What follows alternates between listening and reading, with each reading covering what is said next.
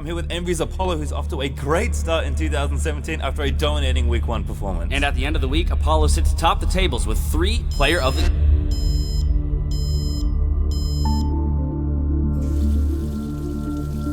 Another team and another dominant season for Reignover. This time without Huni. 우리 못 막는 발언이잖아. 너 그냥 이거 바텀 쭉 밀고. Top die, Nexus die, Cloud9 has to go. High with the solo kill out. FlyQuest with another win. Off the backs of Ryu and Arrow, an amazing early season for Phoenix One. Looper with another huge game pushes Echo Fox into the playoffs. This move is really working out for Team Dignitas. Someday, it's looking better than ever. Thanks, Riv. I'm here with Pobelter after leading his team to their first ever LCS Finals. For Darshan, the hard work pays off. CLG back on top of the North American LCS once again. Ladies and gentlemen, your 2017 Spring Champions here in Vancouver.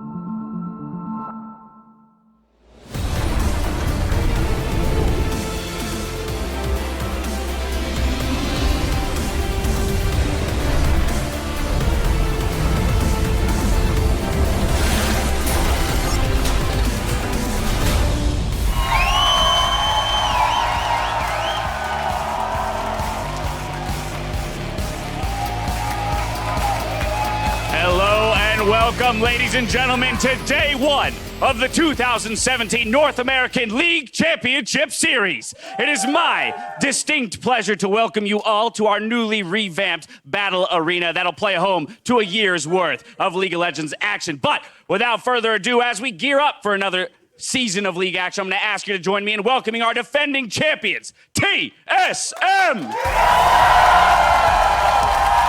Team fight! Look at that! No, yeah, let's go. Camper big. Help him die. I'm chasing, bro. I'm looking, son. A double already for Bjergsen. Into the back line. They're killing everybody. TSM cement themselves as the most dominant organization in North American League of Legends and win their 4th North American Championship. Gentlemen, if you would do the honor in helping us commemorate your 4th NALCS title.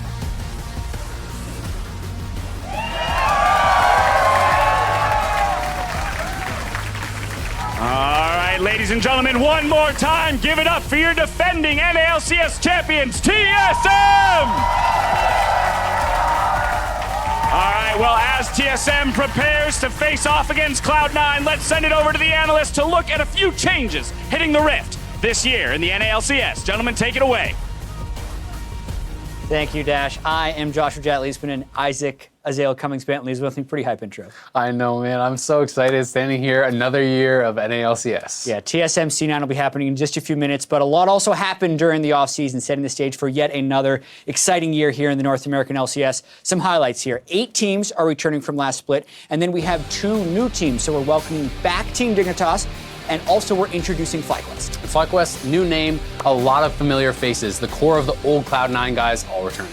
Yeah, and there's also some LCS veterans that played last year that are just kind of moving to new teams. Look at all these changes right here. Biggest profile acquisition, probably Reignover going to Team Liquid after being so dominant on Immortals. Reignover was massive, but you cannot overlook Doublelift, stepping down, Wild Turtle.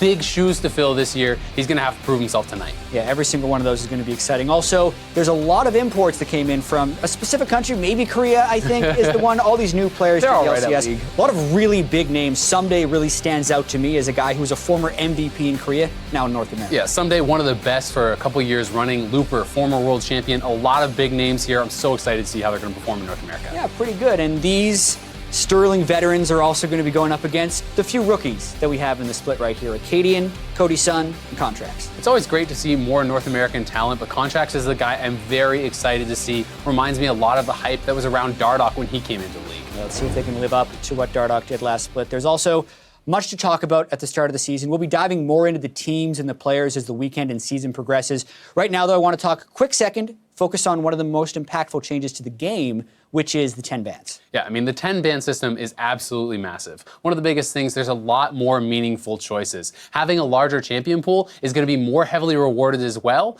because there is the fact that you can pitch certain roles, and having those extra champions under your pocket is going to be helpful. Yeah, specifically in the second phase of bans there, where both teams get 2 extra bans, it kind of gives you the ability to favor a specific role on your team by banning out counters, or really target an opponent's main champions in that second ban phase. Yeah, exactly. We've seen it in LCK, we've seen it in EU LCS, LPL, so I'm very excited to see the NA LCS's take on the 10-ban system. Awesome stuff. So let's take a look at who's getting the first shot in the new pick and bans. We already saw TSM get introduced on stage. Our first match of the night has the defending champs there going up against Cloud9.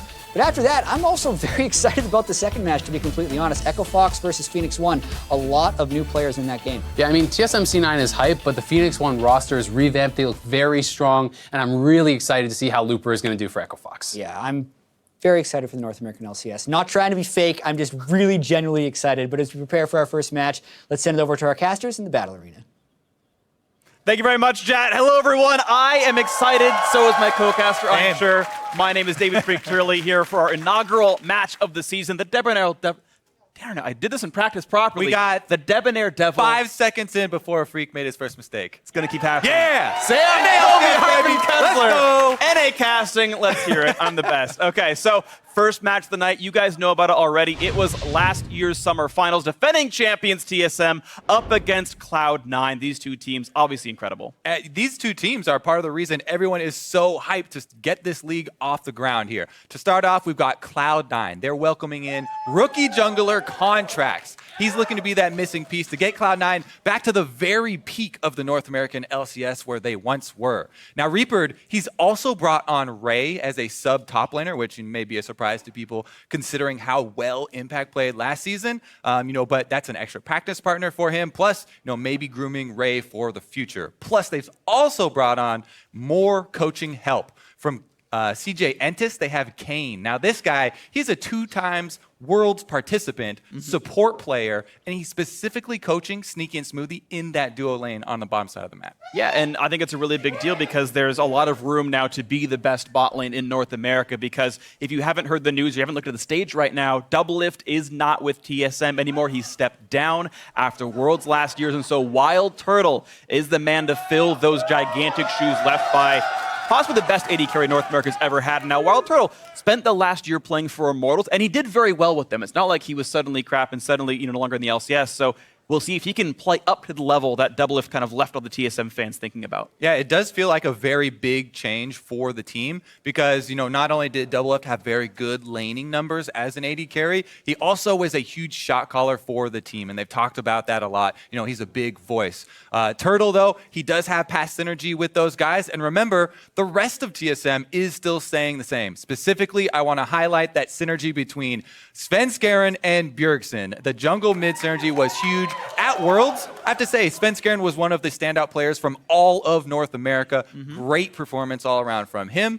But also, whenever we talk about Cloud9 versus TSM, that man on your screen, Bjergsen versus Jensen, possibly number 1 and number 2 mid laners going head-to-head. A lot of eyes are going to be in the mid lane for this game. Absolutely agree. Those two mid lane Danish superstars. And of course, with Bjergsen kind of always holding the crown of North America, Jensen hoping to take that away from him here. And Jensen told us how he plans to step up on Cloud9 this split. The biggest difference for me personally is probably I'll try to take more of a leadership role and be more talkative and just generally try to help the team out more rather than just focusing on myself. So I'm just trying to be a better team player overall and just a better leader. It's actually interesting because we talk about him being number 2 to Bjergsen, debatably maybe number 3. Bjergsen went through a very similar change last season when he had to take on more shot calling duties, more leadership responsibilities. So, Jensen is really on a good path right now, and I think he's got a good trajectory. Yeah, it's worth kind of pointing out that the Cloud9 trajectory, as you kind of named it, they used to have High in there, and they had benched him more than once and brought him back out. High played 3 different roles for C9 just so they could have his shot calling as part of the roster, and now the only old guard C9 player left is Sneaky. Right now, Jensen is one of the big sort of faces now of this lineup where he's going to have to be one of the vocal players because Meteos is gone, High is gone. They need some shot calling veteran status. All right. Well, now, before we hop into the game, let's take a look at the squads facing off. On the blue side, it is going to be TSM. Up top is Hanser. In the jungle will be Svenskeren. Mid, as we said, Bjergsen. Bottom will be Wild Turtle, and supporting him, Biofrost. Coach Parth also going to be up on stage for that new pick ban system. Yeah, it's going to be fun to watch for. Of course, their opponents here on the red side, Cloud9. Impact will be starting in the top lane today. We know Ray is on the bench. Contracts, rookie jungler, very hyped up. Jensen in the mid lane, bot lane duo of Sneaky and Smoothie, now with Coach Kane to help them during practice with their coach Reaper, also returning from before. So with both these squads, if you count coaches, 5 of 6 returning players from last split's final. And so these are 2 of the least changed teams in the LCS. And I think we really do need to count coaches because we touched on it a little bit, but the new pick ban, everybody's so excited for it because of, the champion diversity. But also, coaches knowing their players really well is even more important because, yes, there is sort of a flow that people have settled on, but, flex picks can change that flow up, as well as the specific pools, and specialties of your players on different champions. Yeah. Really can affect things. And it's already resulted in a lot of new picks, a lot of very exciting games. Well, it's really interesting that you can kind of look into the statistics of pick and ban, and there are certainly some champions that are really, really high profile. Rengar, Camille, LeBlanc, like those 3 are pretty much like first pick this or you're doing something wrong tier, essentially. And then you've got like Maokai, who's up there as like a basically 100% pick ban top laner as well. But even just looking at top lane specifically, Camille and Maokai off the table, like the next most picked champion is like a 50% pick rate. And that's like number 3. Like before it was like always Maokai, always Nautilus, always Poppy. And now it's like, oh, we see some Jace bans. Like maybe we see Jax up there. Like there's a whole bunch of stuff you can see afterwards. Yeah, and the counters to those things that are so prevalent start to emerge, right? You see some singed into these specific champions where it's good against tanks, and you also see a little bit of Shen emerging as well. So I like the unique emergence of these counters that come because there are, 10 champions not available. Yeah. People aren't just going straight down the list, next highest power. It's what it seems like is, as I feel like, at least internally, there's like, again, there's the S tier, which is like the Camille's of the world. There's an A tier where there's champions you expect to see in the first round. Ashe, Maokai, maybe Lee Sin is in there for examples of that. And then you've got like 80 champions who are in the tier below that, where you just pick any of these that you care about, whether you're playing Singed or Jax or Aurelia or whatever the top laner is. There's a bunch of different AD carries to play. There's a bunch of different bot laners, a bunch of different mid laners to play. And you've got a very, very wide pool to round out the composition. And it seems like the last 3 picks for each team are on a very wide pool. All right, so just to update everybody, we are switching out Bjergsen's computer, I believe. Quick switch on stage, so it'll be a little bit longer. Exactly. That's why we get to delve further into the new pick bans. And so the main thing that I actually really like about the flex picks is the first phase pick of a flex pick. Because right now the basic flow that we kind of touched on is blue side does get their first pick of whatever strongest is left up. Then red side kind of gets to dictate what the other roles are going to be picked in first phase. Because if you don't match those, more bans are coming through. You can get banned out. However, if they decide to grab a flex in that last part of the first phase, you don't have to match every role. And you can have it be flexible between, say, mid and support. Right. And then the other team doesn't know what to go after in their second phase ban. And there's a lot of things that we can theory craft right now, but they get a little tedious without some action on stage to follow. Right, but yeah, just to illustrate your point, I suppose, like we've seen 4 Jace games. 2 were top, 2 were mid. You pick that in the end of the first round. If they ban a bunch of mid laners, you go, that's cute. We'll just play Jace there, and we'll just pick Maokai later on or something to this effect. Nautilus can flex around as well, and yeah, I think that kind of stuff is very interesting. So let's drop out the pick and ban point. Let's talk about the new players on the rosters. Right? You guys should almost know the returning players. Wild Turtle back in for TSM, and Contracts is a player that I think we know we're hyping up a lot, but I think a lot of people don't really know about very well, just as casual esports fans. So Contracts, is a player who is recently turned 17, which is the minimum age you have to be to play in a professional league anywhere. This is his first eligible split, essentially. Highly anticipated him turning LCS eligible as well. A lot of teams were looking at him, and that's why Cloud9 picked him up early for their challenger team. He played on that team with High, with Lemon, with Balls, so the old guard. So this guy has been groomed, and he's been with veterans for quite a long time. It's part of the reason why he's so hyped up now, because not only is he a young talent, but he's also had many mentors that have, plenty of stage experience. Yeah, he's gotten close to a full year of competitive play, which is a good leg to stand on. I know very often rookies will come in and frequently overestimate their own skill set. They'll not understand how much work it really takes to become a top-tier talent, how much you have to learn to be as smart as players like Aframe, who have several years of experience and are universally respected for their intelligence. And it's always a varying degree of a growing experience for a rookie, like someone like Contracts. You've had players like Dardoch, who went 0 to 60 right away and were just incredible from the get-go. You've had players like Moon, who had the opposite experience, where they felt like they were on a similar level in Challenger, but didn't have that same explosion into the professional scene, and Contracts is one where I want to see where on the spectrum he lands. Yeah, and the other thing that's super important, how well he gets along with his team. You can see, especially during pauses and stuff up on stage, teams have a bit of time. They're already joking around. He's fit in really well. Jensen's actually been really outspoken about how much he likes working with Contracts. So we talked about Svenskeren and Bjergsen's combination, but how will Jensen and Contracts match up to that?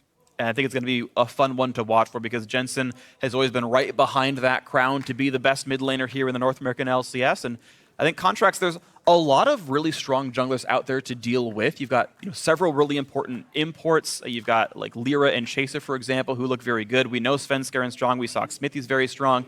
Reignover didn't have the best playoff performance, but dominated the North American jungle for almost all of 2016. And there's a lot of great junglers to stack up against. Even fresher faces like Inori started to really turn heads by the end there. And where Contracts fits into a role that I feel like almost all the North American junglers are very, very good, is going to be interesting to see, because almost every match he's ever going to play is going to be against someone who's scary. All right, well, I think another thing worth highlighting that we kind of went over is Kane. We talk about coaching pickups every so often, but this one specifically for Sneaky and Smoothie in the bottom lane. There were even memes last year about Sneaky in lane. Sneaky in lane, that Double started, I believe, versus TSM. And now it's actually Cloud9 that have the specific bottom lane coach going against a roster swap on TSM side in the bottom lane, and there's a lot of pressure on Wild Turtle to match up to these guys. Smoothie and Sneaky are raring to go, and Turtle, a lot of the criticism he did get when he was on the team was for laning phase and was for early on in the game. Plus Biofrost, now he does not have double lift. Everyone's looking for him to prove himself on his own now. That was something I was definitely going to consider, is how good is Biofrost really going to be? He looked really good in the NALCS. At Worlds, it looked a lot worse, and that could have been nerves. I don't know exactly what it was, but he didn't look like the same Biofrost when he went over to Worlds. And right now, you no longer have the best AD carry in North America to make this lane look better. Now you've got a good AD carry. Granted, Wild Turtle's obviously you keep on slipping in that best AD carry in North America. I feel like he actually was. And I've been like a big Sneaky fan for a while, but I really feel like for 2016, Doublelift was, I think, unequivocally the best AD carry in the league for I think the entire year. I think far above Piglet, far above Sneaky. And now you've gotten some level of a downgrade. And I don't want to sell Wild Turtle short. I think he is a very good player, but you went from the best bot lane NA to, I don't know, you're up against Prey's former support coaching a bot lane, and these guys weren't slouches in the first place. Yeah, we'll see. Definitely excited to see how it plays out. As we talk about the bottom lane, the champions we're expecting, Ashe and Varus are pretty much the premier AD carries for the bottom lane right now. And then supports depends on what your team does really want to do. Yeah. But again, the laning dominant ones are really high up there. The Zyra and Malzahar has really emerged, starting in Korea and in solo queue and stuff. And he's also a big bully in the bottom lane.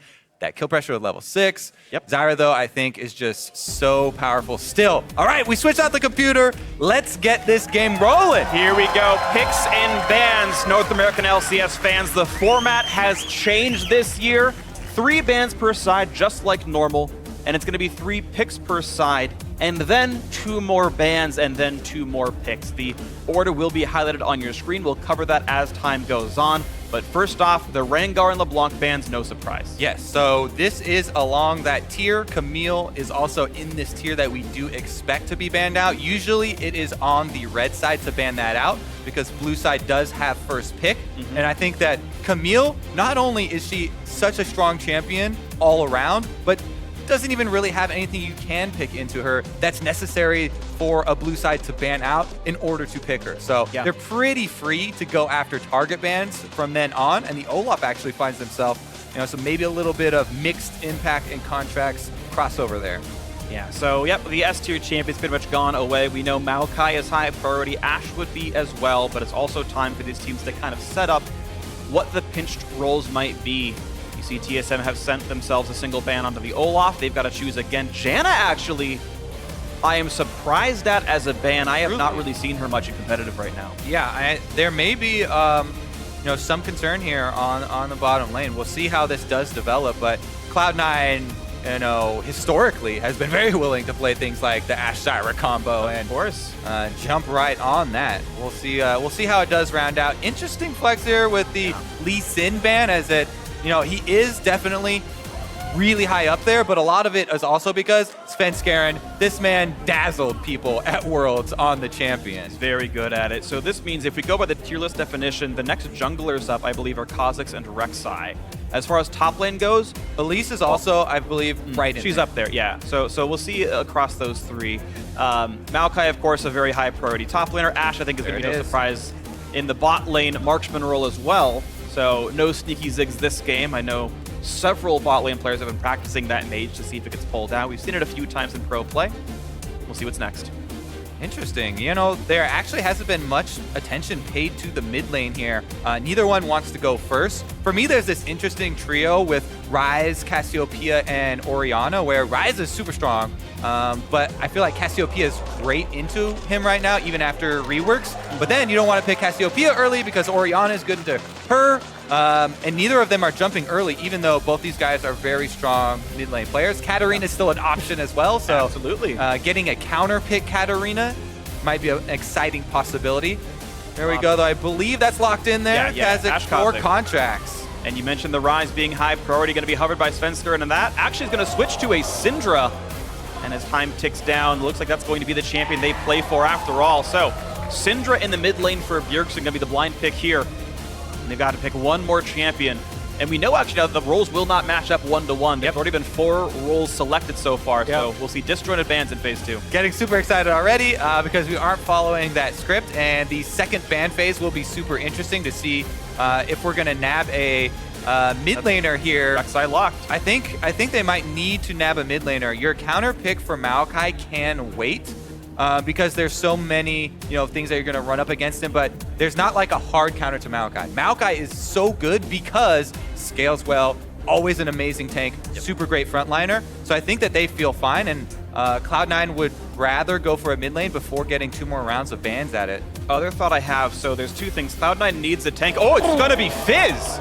Fizz, the mid lane matchup, going to be picked into, now it could be top, but I did not expect that. Yeah, it's definitely flexible, but this is going to be super exciting. A Kha'Zix Fizz mid lane jungle, so risky. Double assassins here. Cloud9 are going to have to be on their early game because if you get behind with that combo, you are in big trouble. There is no wave clear here. Fizz could very easily get pushed under turret, get abused early on. The pressure, though, does come from Fizz getting early kills, right? If you have jungle pressure, if you have vision control around mid lane, and you can put pressure on that Syndra, and she can't go so aggressively. Theoretically, extra range advantage and the spam and harass can take its toll, but Fizz has so much threat for that kill because he can snowball off of it. It's a high-risk, high-reward pickup. I want to note that Cloud9 does not have any tanks right now in the lineup, and you're looking at the bans for TSM. Nautilus the first, Poppy the second would not surprise me to say Impact.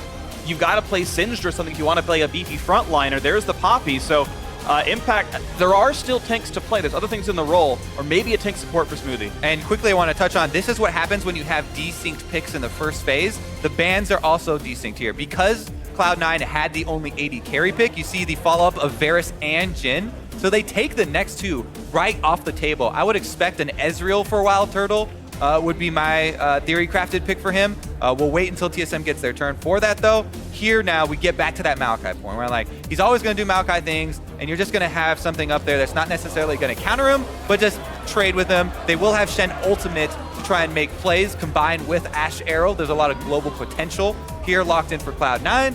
And meanwhile, we get back to TSM's side. See their first shot at the support. Plenty of time to go for this pick right now. Wild Turtle hovering Zyra. Now, we know that Misfortune has become the go-to counter pick to Zyra. Not so much that you won't play Zyra with MF available, but you can see Smoothie leaving his pick for last to make sure that counter pick is an option, and Zyra gets locked. Or the Lulu, which we did just see in Europe. You know, because of the auto kills on those. Oh, well, not necessarily. You almost one-shot plants. I'm not sure if you exactly do. I'd have to play it myself. But it does help a little bit. Pix does damage to the plants. Callista hover for Turtle. He's had highlight plays on Callista, Freak. He has. Some of this has worked out for him. He has gone back and forth, and he's locked it in. Callista in the very first game of the North American LCS. Double marksman down in the bot lane. Callista, the buffs were enough in Turtle's mind, and he brings the champion out. I love when we have divergent styles here emerging in pick ban, because TSM are very clearly going front to back here. They've got a great frontliner, team fighting. Callista's going to get in the middle with all the zones created from Maokai, Syndra, and Zyra. Meanwhile, Cloud9, this Ashe Arrow and Shen stand united are going to have to be big. MF is picked up. That's that classic counter to Zyra that emerged last year at Worlds with the Rocks Tigers using it. We'll see if it does, become a thing, because as you transition out of the lane phase, definitely drops off and doesn't provide quite as much. And some of the lane phase strengths are one-shot the Zyra. Well, guess what? Wild Turtle has a get-out-of-jail-free card for his support. By picking Callista, expecting the Ashe MF lane, Biofrost can face tank an arrow and get thrown back out. Turtle cannot face tank an arrow, though. No, he can't. He's got to dodge them. There's nothing for him because, yes, that double ultimate spike you're talking about in the bottom lane is crucial. Remember as well, we're going to have to keep in mind that Shen stand united. There are 2 assassins for him to play off, or the bottom lane. So there's a lot of options, and that first stand united will be very important for impact, because the cooldown at level 1 is still very long. 200 seconds. Yeah, they didn't reduce that as one of the buffs to get him back in the game. What they buffed to get him back in here was a little bit of armor and health, just some stats buff for the top lane. And that first ultimate cooldown is still going to be quite long. All right, well, we'll see what happens here. You get the lineup up on your screen. The very first game of the North American LCS is about to begin. Defending champions TSM, 4-time North American split champions. Cloud9 have won 2 themselves, but for the last, I think, several playoffs in a row, might be 4 playoffs in a row, TSM have taken out Cloud9 in a best of, and C9 maybe gets a chance to start the revenge story early as the 2017 spring split begins. Yes, sir. There's been a lot of hype, coming from scrims from all the teams about both of these 2. Here we go. Game 1 of the 2017 North American LCS begins. TSM champs, but the first thing you hear if you load this VOD up and start the game out, Haunter and the rest of TSM. In there. DS9, a great Star Trek.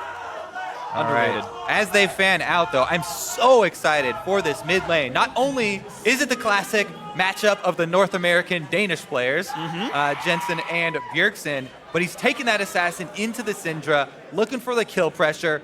To me, as a jungler, you immediately look to that lane for the early presence, right? This top lane is fully ignorable. Shen, Maokai, leave them up there to do their own thing, because even if you go up there, it takes a while to kill the tank, and the other jungler can make some big plays while you're spending your time there. But Rek'Sai does have some small advantage in that early vision war with the passive. We'll get those pings and can try and use that to help get extra vision for Bjergsen around the mid lane. Bjergsen has taken that exhaust, by the way, to defend against the all-in. It's worth noting, by the way, you see where Biofrost is standing in the lane. He's actually making sure he gets plants into the lane when it starts. Junglers, I really recommend you start topside to let your dual lanes have things like this, where Biofrost, just by making sure he's standing here, gets a lot of lane advantage. Yeah, we've seen how important it is to line up those seeds for the early harass. Woo! Sneaky getting down. All right, both junglers are going to start on the top side too, by the way, because bottom lane right now, so important to get early control of the lane. We'll see them battle towards that level 2. Kalista and Zyra have a lot of pressure. Kalista's so good at chasing you down. Biofrost adds the extra threat and damage here. But we'll talk about, again, that MF support and how it counters with Zyra. You know, the plant killing, definitely true with her love taps, as well as the extra move speed to be able to dodge. And C9 tried to put a Trinket Ward into the brush and actually got picked off there by Turtle and Biofrost. Quick reflexes to see it happen. And this means it's going to be harder for Cloud9 to control part of his lane, and actually will mean a lot as time goes on. Good poke on a Biofrost, but we'll see if this lane actually plays out. Yeah, one of the most important resources to track in that bottom lane while they're trading there is the health potion count for both supports, because a lot of the harass will be for the supports, as the ADs are on the front line right now, and trading health pretty liberally. As we said, though, junglers can have very big influence in the early game. Contracts has gone red to blue, right into Gromp. Gonna go for the level 3, and we'll see if he chooses to fight over the Scuttle. He's actually dropped off that ward. You see the ward in the river? That was to scout an early Scuttle Crab from Rek'Sai. So he wanted to go get his Gromp while still having vision of the typical Rek'Sai move for the Scuttle Crab. Has worked out, and he sees him take it, but he's already on Wolf, so the oohs and ahs, won't be any conflict, but he knows that that was taken, and Sven is on the bottom side. Yeah. So some intelligence there to Contracts, and they've been alerted to Sven's early movements. Yep, and you saw the missing ping down there like, hey, people went around this way. I saw Sven go towards the Drake. He probably jumped over the wall. And they can expect these bot-side jungle this time. And look at Contracts. He immediately goes over to the mid lane as they saw Sven in the bottom river. He's not sure if Sven would try and gank mid lane from the river or if he would wrap around. Here goes the aggressive move, though. Slow and nice knockback by Bjergsen gets Contracts at a range. Gonna flash the chase anyway. That'll be a trade of summoner spells. I think if Bjerg didn't land that E, he could have died for that one, but gets away with both summoners down. Most definitely. And that is the gank that you're expecting there in a Fizz lane. Does get control and is going to push the lane in. Bjergsen survives with both summoners flown. Remember that Jensen did not use his. Contracts, as the jungler, this is something that you guys do need to remember. Always trade 1-for-1 flashes with the enemy mid laner, because if your mid laner keeps his, so much extra threat there. And Kha'Zix also has a jump of his own, so it's even more important. Svenskeren could go for a repeat here, though. We talked about bottom river ganks. There's the stun. Jensen has his E, jumps in, and actually fails to dodge the knock because he can't do it. Sven queues it up. A lot of damage on Jensen. He just gets you back to lane. You should never, as the Fizz, be able to escape that without getting knocked up using your E. Or you should, if you're going to use your E, that would be the only way, because you would have to jump over him. Rek'Sai, all he has to do is attack move. You'll immediately knock him up if they try and Q through you. Yeah. But he did go for the Q. Didn't lose that much health for it, and still is going to be able to get all this CS. So very high action in the mid lane as expected. Both junglers making their presence felt, but all important summoners were blown from the Contract gank, not from the Sven gank. All right, and we see the payoff now as Bjergsen does get to walk back in. Just refill a potion, so not a ton of sustain, but 250 health worth. The Null Magic Mantle will make his life a little bit easier as well. Of course, you should definitely buy MR up against Fizz. Smart choice for that. Contract's level 5. Not as fast as Svenskeren was, though. Slightly faster here, the TSM jungler. But otherwise, a fairly equal trade. Cloud9 overall, though, you can see up 400 gold as a team. You're seeing small minion leads on pretty much every lane, and specifically top lane up 8. Yep, doing quite well. Their impact is. There are a few more minions for Hunter to pick up, but it's only 4 and won't completely equalize, so there is that small advantage for impact, and he's using his teleport here because he's about to get level 6. Won't really need that for a cross-map play, and just wants to get back there to push this lane into the turret against Hunter so that he doesn't get keep them there right in front. There it is. He's going to try to freeze as much as he can. It won't freeze forever. It's guaranteed to push back towards C9 right now, towards Impact.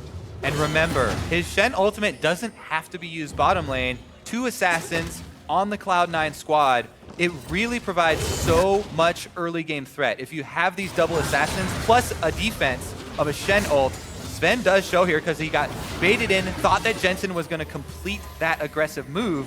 But Jensen, they actually get vision of Biofrost moving up the river, and I think that's why Jensen backed off.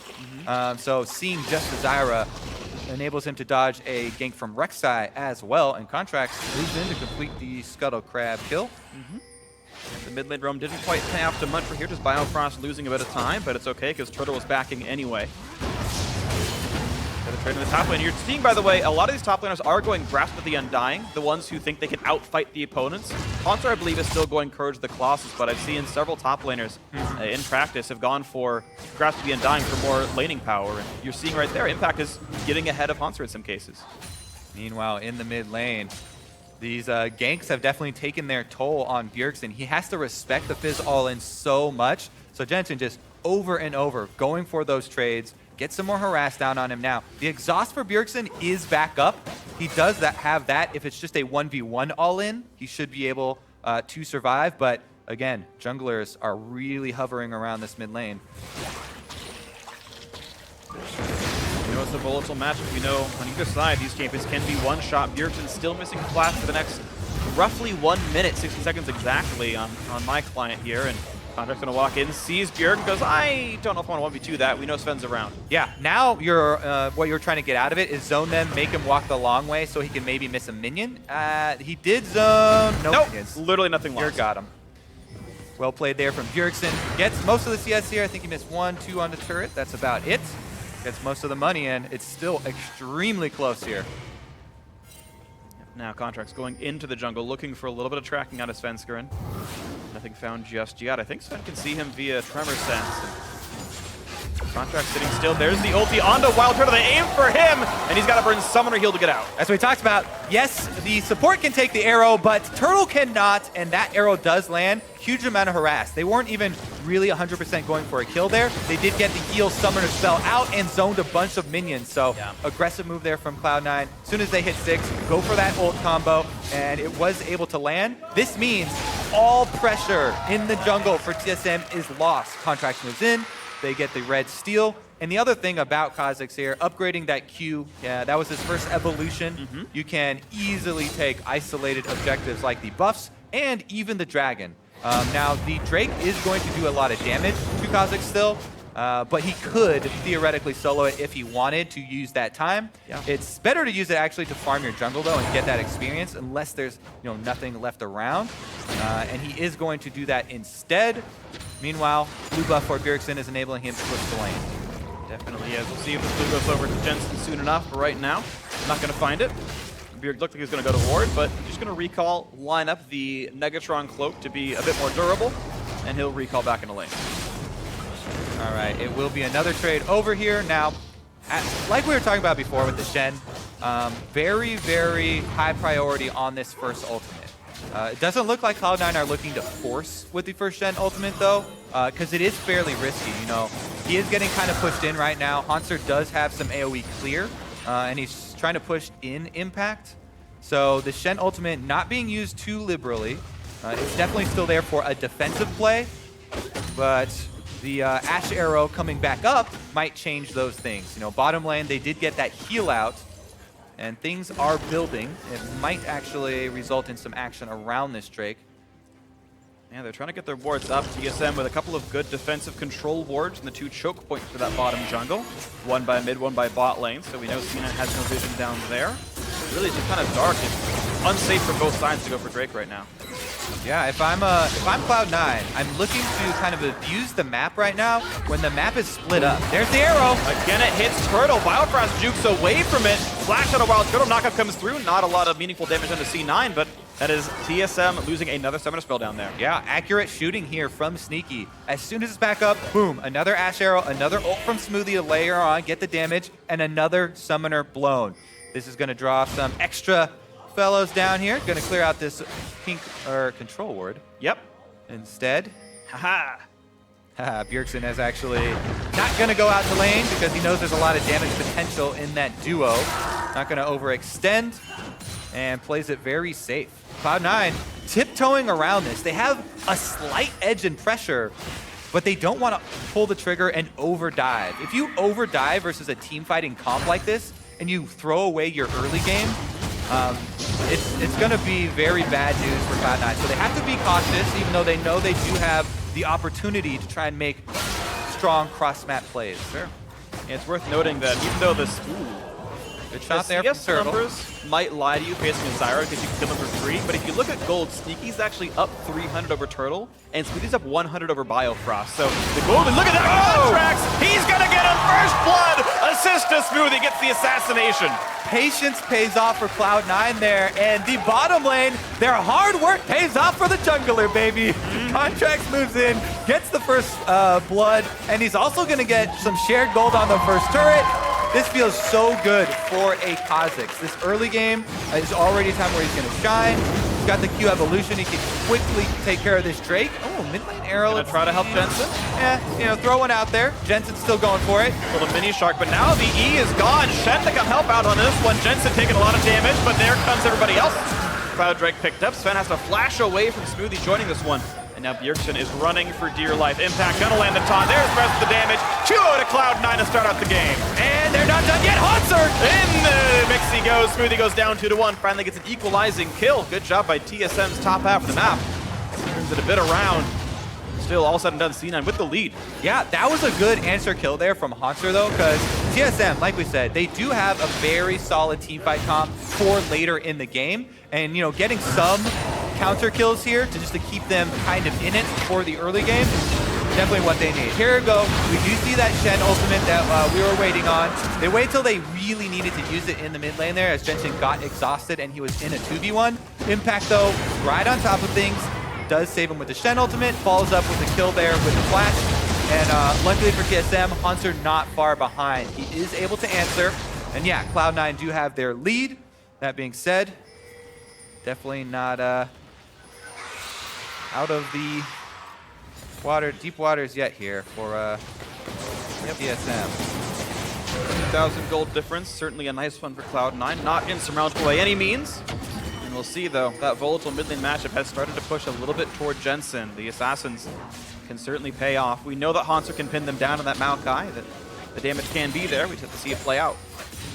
All right, now as we're transitioning to that mid stage of the game, you want to see Cloud9 keep the map spread out if you're looking at it from their perspective, because they don't want to end up in one of those fights where they're moving front to back in a team fight, trying to get through a Maokai and get through this Rek'Sai. So they want to keep the map spread out. They still have 2 teleports that they would want to use and, you know, an overload one side, make use of the assassin playstyle that they have. Meanwhile, TSM want to do the exact opposite, right? They just want to defend their turrets and they want to hold on till the mid game where they can get these 5-on-5 fights around things like Dragon. Exactly. You see it in the types of champions that are being played. Kalista has to be by a teammate and a bit of damage, he's fine.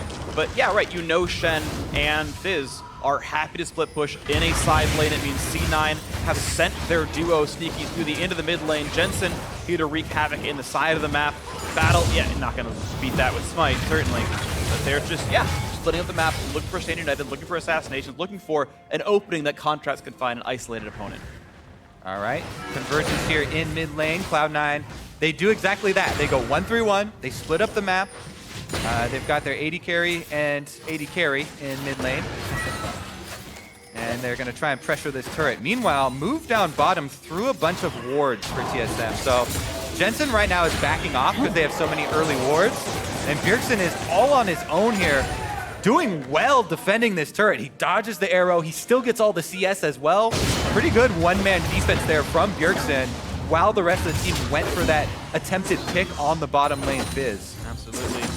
It's always scary. It's nerve-wracking for your TSM because it's only a matter of time until they do finally land that arrow. They find the angle that Bjergsen didn't think of, and as soon as that happens, he's instantly dead. He won't be able to survive the damage. And it's a losing proposition if TSM can't find their way to get into this map. Jensen grabs an easy blue buff and walks back to his lane. All right, TSM's way in here, I think looks like they're hoping for a very good, you know, counterplay, right?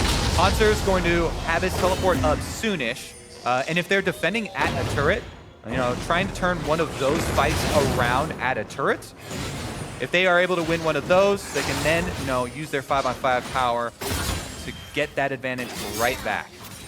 We'll see what happens. We know the team fights can be explosive, and we're waiting still until Wild Turtle can finish the Hurricane. Interestingly enough, actually, BF Sword in the Hurricane, not the Ruin King build that I'd seen more typically of Kallistas. So it's a bit new for me, or a bit old school, depending on how you think of it. Wild Turtle's still going to wait until he can complete that item. Current gold says he's pretty far away, actually. About 1,000 to go until he can finish Hurricane. So his team fight power not going to be strong for a while. Bjergsen pushed to C9 side of the map. Yeah, Bjergsen is playing a good game right now. He's dodging everything, but it's a risky game, right? If, as you said, that Ash Arrow lands, it's back up right now, and the opportunity is definitely there. Here's a good move from from TSM. Look at this rotation top. They're bringing everybody up. They're going to try and even up the turret score here and get that gold back. Yeah, that's so well that played. they're not so far behind. Definitely well played, getting that opening, saying, you know, you can't kill bottom outer. I don't care where you are. All right, let's see if Bjergsen is going to be able to dodge this, because they brought everybody to the mid lane here for Cloud9. Shen can arrive with Stand United. Sven looks durable enough. Hanser gets over the wall against Jensen. No other catch to be had. Everyone jumps away. That's right, his E was already cast, so he got to follow him through. But Jensen, slippery Fizz, gets into the river, and no confrontation from either team. All right, still slow and methodical. The gold lead down to 1,700. TSM have closed the gap a little bit from earlier.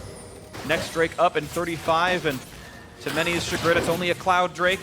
I don't know if it really has specific synergies with either team other than maybe you run away from the gank attempts if someone comes to hit you from the side. But it's certainly no game-ending Mountain Drake style things that are probably pretty useful for C9, who only really have the 2 marksmen as the ranged champions. Turrets won't fall all that quick. Okay, I want to prep something here that Cloud9 could go. If you're looking at Jensen, he's got teleport. There's a ward behind Wild Turtle right now. So if he decided that they had enough vision to actually go for an assassination, yeah, this pink ward right here is an opportunity. It's not only Shen that has teleport in this game. Remember, Jensen's been using it, to get through lane phase. Now, that's an opportunity that was there. There wasn't vision deep for Cloud9 on that side of the map, so they weren't sure how many TSM players were there. But that is, one of those things that you do look for to see a mid-game play. Yeah, that actually, TSM who controlled the Drake despite having their bot laner top not long ago, and yet they're in complete control of this river in C9, giving up, in my opinion, more than they probably should. They had the gold lead in the clean, unattempted Cloud Drake for TSM. Not even a problem. Yeah, you gotta wonder a little bit if Cloud9, what they're gonna actually pull the trigger on. If an AD carry up there without the ward is not it. They definitely don't want to have an overdive, like we said though. They still have a decent gold lead. It's gonna be on Hanser instead. Shen comes in. All right, onto the isolated Maokai. Hanser's got no one around him. It's minimum 15 seconds till any TSM shows up. He's pretty free. Yeah, I don't see how you get away with this one. He's got flash available. He's trying to get over the wall. Not going to get the chance to. The final bit of damage comes through. Impact with the kill credit. Now Bjergsen found out by Contracts. Exhaust be damned. The solo kill for C9's rookie jungler takes out Bjergsen, and he wants more. He's got an appetite for more Danes, and Svenskjern running away. Exactly. He had he had Sneaky and Smoothie in the mid lane as well, so he could continue right there. Bjergsen goes down to Contracts. They get the turret after the 2 kills. And more picks here for Cloud9. I mean, they increase their gold lead. They increase the map coverage that they have to work with now. Outer turrets going down help these teams that are doing 1-3-1, that are doing this split so much, because it makes TSM have less area to try and farm gold in. Take another look here. We were mentioning, what is the play that they actually pull the trigger on, with their global cross map? And it's the guaranteed for sure. They accounted for the other members of TSM in the mid and top lane. And so you just take that Maokai, who has no escapes, and even though it takes a long time, they grab the kill. Now here's Contracts just solo on Bjergsen, even with the exhaust. Able to get that last Q and auto out. Bjergsen burns down from the red fight. Beautifully done right there. So now 3,500 gold. Cloud9 in a pretty comfortable position right now. Impact with the control ward to get rid of Hanser's vision. It says, remember what happened last time you 1v1'd me? It was a 2v1. It didn't go well for you. And Hanser forced to play a little bit farther back. Sneaky once again he's sitting in the mid lane. This time he does catch out Bjergsen. Plenty of damage there, forcing the flash out. TSM giving up control of the mid lane. Hanser does TP in, though. He finds Smoothie. There's the damage out from Biofrost, and they've answered back. The red-haired support goes down, and now Sneaky running. Over the wall he goes, and suddenly everyone's there along with him. No. Double kill for Biofrost. Nicely done. TSM makes 3-4. That's that counter dive we're talking about for TSM. They turn that one around, and they're going straight for Baron. Pressure on Contracts here. Will he be able to get some vision inside? He's just walking around. This is very dangerous position for especially a squishy Kha'Zix. All by himself here. The rest of C9 are coming up the river. TSM have enough health. Jensen, who's he going to find on this one? They're going to look for Biofrost. They're going to get the fish onto him. Here comes the assassinated. One goes down. There's a shutdown. 1,000, 2,000 health left on there. And here comes the attack. And it's going to go to Svensker and amidst the random, the spikes coming through. Another kill comes through actually for Jensen. Takes out Wild. Total contracts the mix. A shutdown in for the Maokai, but it's already been a double kill in for Jensen's mid laner here. Hanser now stuck in a bit of a bad situation. 2v2 overall as he goes next side near him. And it's a triple kill actually coming through. Jensen refuses to go down. 4 members of TSM dead. And Svenskeren left that fight early because TSM probably made a call to save some Baron buff. They at least want to get something out of that play, and they need 1 Baron buff at least left alive. That being said, Cloud9 cleaning up 4 kills for giving away that Baron means they get top turret plus a lot of pressure on mid and a bunch of extra gold here. Sven gonna cut him off though. Got in the back line. The quick stun goes back into Biofrost, trading the 1-for-1. Sneaky goes down. One more shot will do it. It's bullet time to take him out. And Smoothie now has to run for dear life. Sven does have flash and chooses not to use it to chase through. 1-for-1. Pretty action-packed mid-game here. All right, so let's take another look. Now, a lot of times, you'll see TSM, the team on Baron with 5 members, turn around and try and kill the enemy jungler as they approach for this fight steal. But they make the call to stay on the Baron, which is very, very risky because all of your DPS is going into the Baron. Meanwhile, Cloud9 are just picking people off left and right here. Contracts goes in, takes down Biofrost. You know, Jensen and Impact are taking down Wild Turtle inside the pits. But because they have the Kalista Ren timed with that smite, that was actually very good layering for TSM. They end up getting the Baron kill at the cost of a bunch of members of the team, though. And Cloud9 did get quite a few kills and a bunch of gold out of that. Yeah, Baron for -3 kills in the overall fight is maybe not the best trade you really would have hoped for, but now the pressure is on for mid lane outer turret. Of course, Sven holding that Baron buff makes the minion wave tanky, and that will be 2 to 3 in turrets. Yep, TSM catching right back up and Oh, Smoothie, the knock, goodbye. Talk about catches. That was a Svenskeren stun, or a Bjergsen stun. Bjergsen stun by there, by the way, with Syndra. So he caught Smoothie there just with the edge of it. Deceptive long range on those Syndra balls. But that is going to mean this Baron empowered push does continue for TSM. So you talk about comparing those two. Yes, if it ends at just those kills for Baron. Oh, here we go. Biofrost does have ulti, pulls him right in. Jensen assassinates absolutely nothing as he gets pulled into the ether. Now they'll re-engage. Biofrost still up, but why are they firing the Zyra? Contracts goes down for the over-aggression. Now Impact locked up, gonna get dropped as well. The Rend means a double kill for Wild Turtle, and another turret falls. This Cloud9 comp is not a teamfighting comp. What are you doing? You're down a member and trying to teamfight a better teamfight, front to back. Remember, this Maokai and this Rek'Sai on the front line, so hard to get through. Bjergsen also had a good interrupt there on the Kha'Zix, so Contracts couldn't even get to the back line. And as you said, TSM, better team fight, better 5-on-5, brute force right up the mid lane. They're also going to collect this dragon, and look at that, game tied back up. And I want to check in on Wild Turtle right now, 3-2-2. Look at the replay first. All right, here we go. The arrow and the fish were both aimed at Turtle, but Hanser takes the fish, and Bio got the arrow, so he was Kalista ultimate out. 2 initiation tools were negated right there. The Contracts, as I said, he got interrupted by Bjergsen, and they got the counter kills. TSM, front to back, moves it right forward. So Wild Turtle, 3-2-2 is actually a really good scoreline, I would say. That's pretty solid for a team that's still down in kills. It's a nice KDA. Also, weirdly, Essence Reaver Hurricane, not a build I ever would have expected to see. Now that Rend resets on kill anyway, and I believe, I forget if that change went through or not, Spears still stack when it's on cooldown, which means like, Wild Turtle doesn't really need CDR or mana regen that badly. It's definitely an oddball thing. It definitely snuck up on me as well. I'm not used to seeing it either, and it's just kind of mirrored the Ashe. Now, what it does give you is a lower cooldown for your ultimate. Sure. So you get a little bit more utility as AD carries are so utility focused now. I have to say though, it's not like a long cooldown ultimate anyway. Yeah. We'll see though. It is working out so far. He's also going Death Stance. That's the only item that builds out of Coalfield's Warhammer and Vamp Scepter. And Death Stance, I actually like. I hadn't thought of myself, but all your Rend damage will heal you, which is half your damage anyway, so you'd otherwise only get half value from lifesteal anyway. So I like that sense of it. Wild Turtle a very interesting build. And again, maybe someone else has done this, but I haven't seen it before, and looks really clever. Well, let's check in as they push in on this mid lane. Looks like they are trying to get another one. Good fish. Good Zonias. And nothing to gain there for Jensen. You can see Sven dueling with contracts on the wings, the two Void Monsters back and forth. It looks like not a problem for TSM as they get their 5th turret now. Impact just split pushing in the side lane. Exactly. Cloud9, they need to stick to the composition they drafted. Pull this map apart. Don't go for those, especially 4v5 engages, head on. Splitting it up, they are going to eventually get this turret as we are waiting for Shen to slowly topple the top lane there.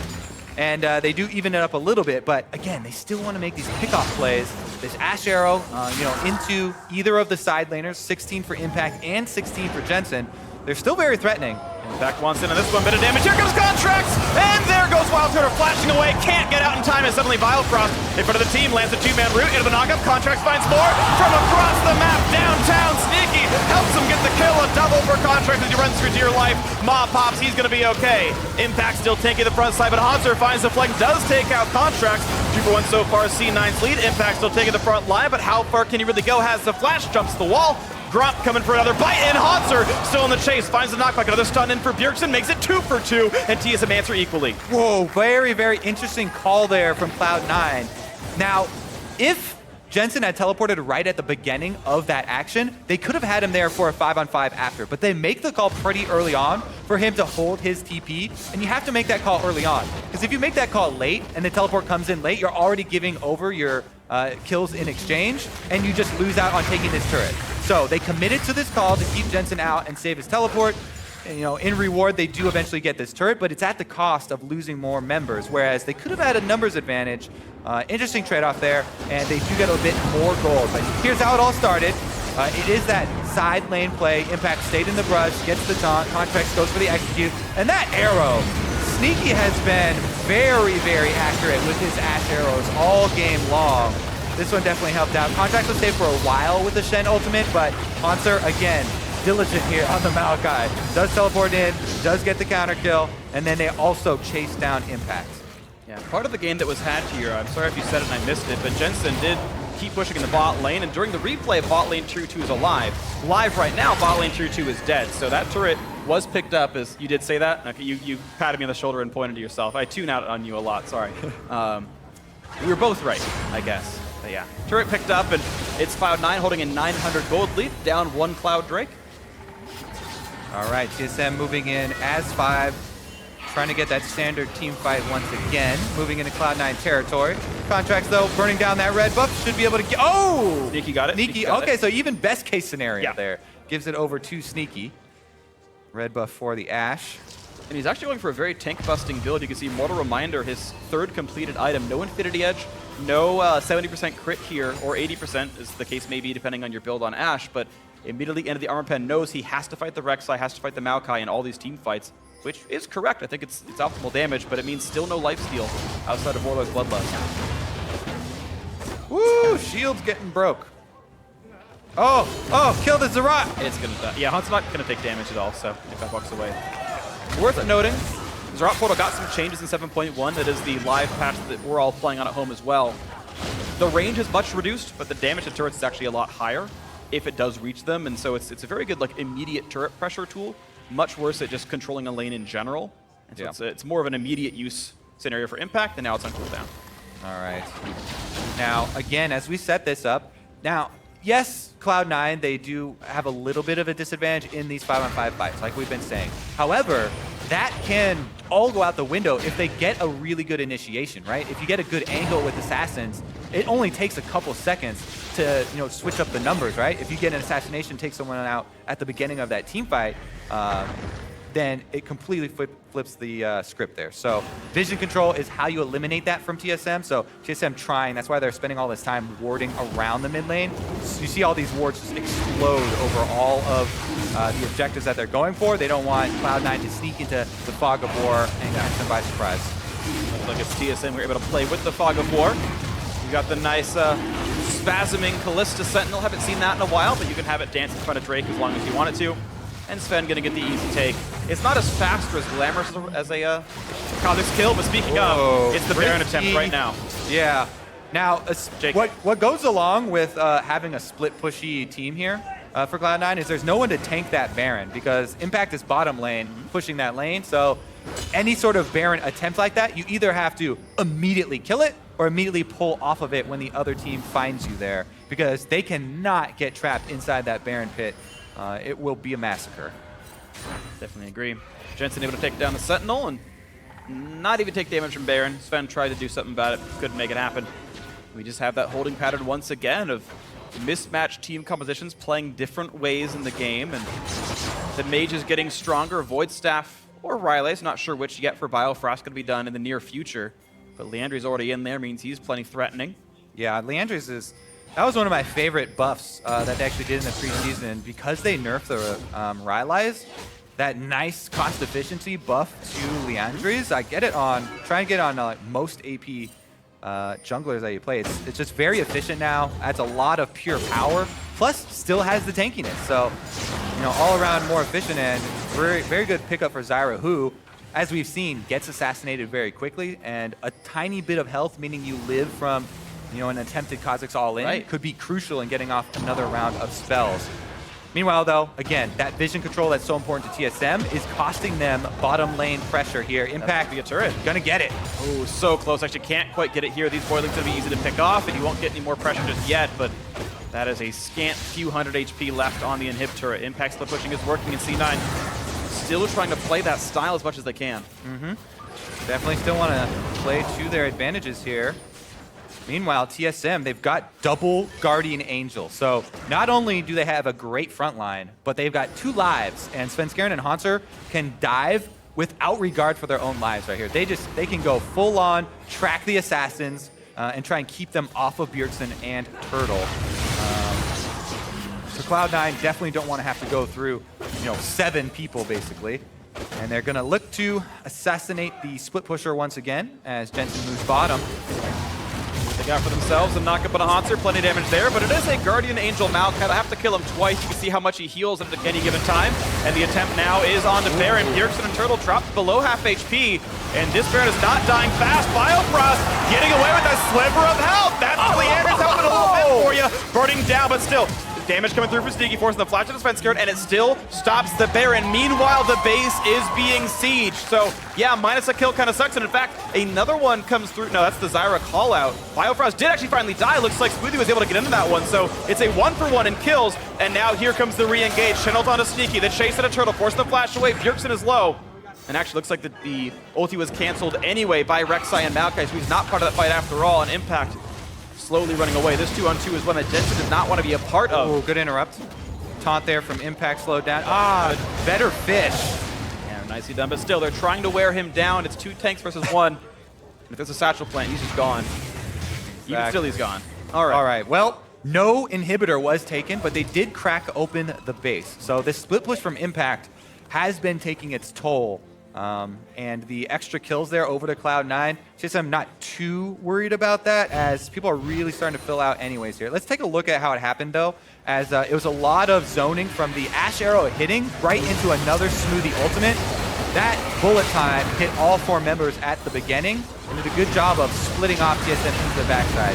Here's where it went wrong for Cloud9, as Contract's just barely not able to assassinate Biofrost through the exhaust, and then Sneaky and Smoothie are able to chase them off. Again, though, right back at the scene of the crime. Arrow hits Biofrost. Guess what? Wild Thunder can ult if he needs to. Not going to happen just yet. Contract spinning the wings. Haunter to lock him up. 6,000 HP on Baron, and the Ren stacks drop. So it's the re-engage. Double stun! Contract! Oh, the catch by the Q for the Maokai, but look at the bullet time! Smoothie just eviscerates the backline. He gets a double kill on the entire lane. And now there's a bit more to be done. Svenskeren low on HP with 5 members of C9 here to take that kill, and he gets into the portal, does jump into the Baron pit, still running out of HP as Haunter dies after Guardian Angel. 5 versus 2 on the map, and the health bars total about 300 HP, so TSM have nothing to do right now as C9 starts the Baron. What an amazing flank there from Smoothie. Completely annihilates the backline of TSM with that bullet time, and that means that Svenskeren's going to have to sneak around here if he wants to try and steal Baron. Not going to happen, and he's going to lose GA, and he's going to die after. And Contract secures the Baron. It was a formality at that point, but that makes it 4 unanswered kills now, plus the Baron picked up, and C9 find the team fight to give a gigantic lead. What a great move there from Cloud9. Let's look at this, because they make the call to turn on the Maokai teleport. This Maokai is isolated. Yes, he takes a long time to get through, but them all focusing Hanser makes TSM come out of the Baron pit, walk all the way around. Turtle and Biopress are already at half before that ultimate from Smoothie, so they immediately have to go out. Both of them go down to it, and then that's half of TSM's squad. Then it's just clean up here for Cloud9. They're able to section off the tanks, and even though they both have Guardian Angel, there's no damage behind them. TSM's team fight falls apart. And yeah, Bjergsen as well was pushed out of the fight, took a lot of the bullet time as well, and just gone. And nicely played by C9, and Smoothie gets the MVP of that fight right there. He's the second highest kills in his team. See, the internet makes fun of Marksman in 2017, and you just play him the wrong role. Right? Sneak is 0-2-4. He's to support this game. Smoothie is the true carry here.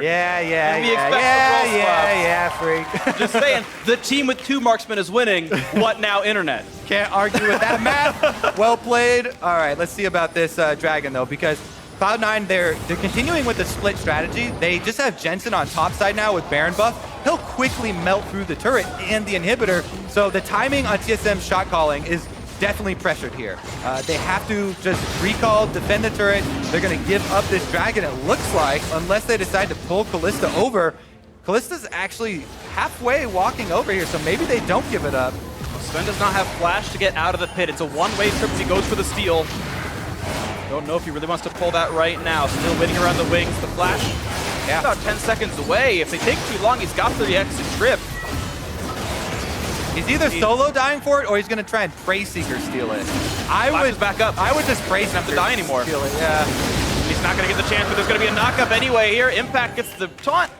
It doesn't really matter. Either way, Elder Dragon with 2 stacks total, up to C9. Yeah. Going for a super low steal like that, especially this late in the game, where not only are you fighting the other person's smite, but the damage on all of the enemy champions is so high, it's even hard for their jungler to actually land that fight. So TSM, they make the call to just try and defend as 5. This buffed up Elder Dragon buff is going to last longer as well here for Cloud9. So 2.5 minutes now. Baron buff as well as Elder Dragon, and this outer turret should definitely be seeded for TSM and try and fight themselves try and fight C9 inside the base. There we go. Not a lot of easy pressure onto Bjergsen right now. He's scary enough, but Impact feels a little bit confident. Mid lane tier 2 goes down. Cloud9 continuing to put the pressure on. 8 turrets to 5. Elder Dragon and Baron buff still on for a little while longer. They are good at sieging right now. This turret down to 2/3. Contracts does get stunned. That's going to be an inhibitor going down there for Cloud9. Bullet time! Sonya's out of Bjergsen. Still gets caught by the shark! And that's the first shutdown. Contracts gets in. Wants a bit more. Wild Turtle running for dear life. Actually, a kill comes through, but another trade in. That's 3 for 1 so far. Cloud9 in complete control. Wild Turtle and Svenskeren have to somehow stand against the 4-man army of Cloud9. 2 inhibitors already down. Into the bot lane they go. Drop Portal to help. And they've got to pull off a minor miracle here. Now comes the attempt for the first turret. That's going to get dropped down. There goes Svensker into the front line with a turret at a sliver of HP, but that's the kill coming through anyway for Sneaky. His first second of the game, I should say, as Wild Turtle is running and running and running and not doing enough damage. So the Nexus is next to fall, and Cloud9 are going to take the first game win of the 2017 North American LCS season. But of course, we play best of 3, so there's still a chance to fire back. Exactly. This series is not over. By no means here is TSM done. We get to see another game at least here in this best of 3. And man, that was an extremely exciting way to start out the North American LCS. We may have underestimated the team fighting of Misfortune here later in the game, because that was a really good, fight-turning ultimate from Smoothie on that Baron attempt from TSM. Another interesting stat here as we go over post-game.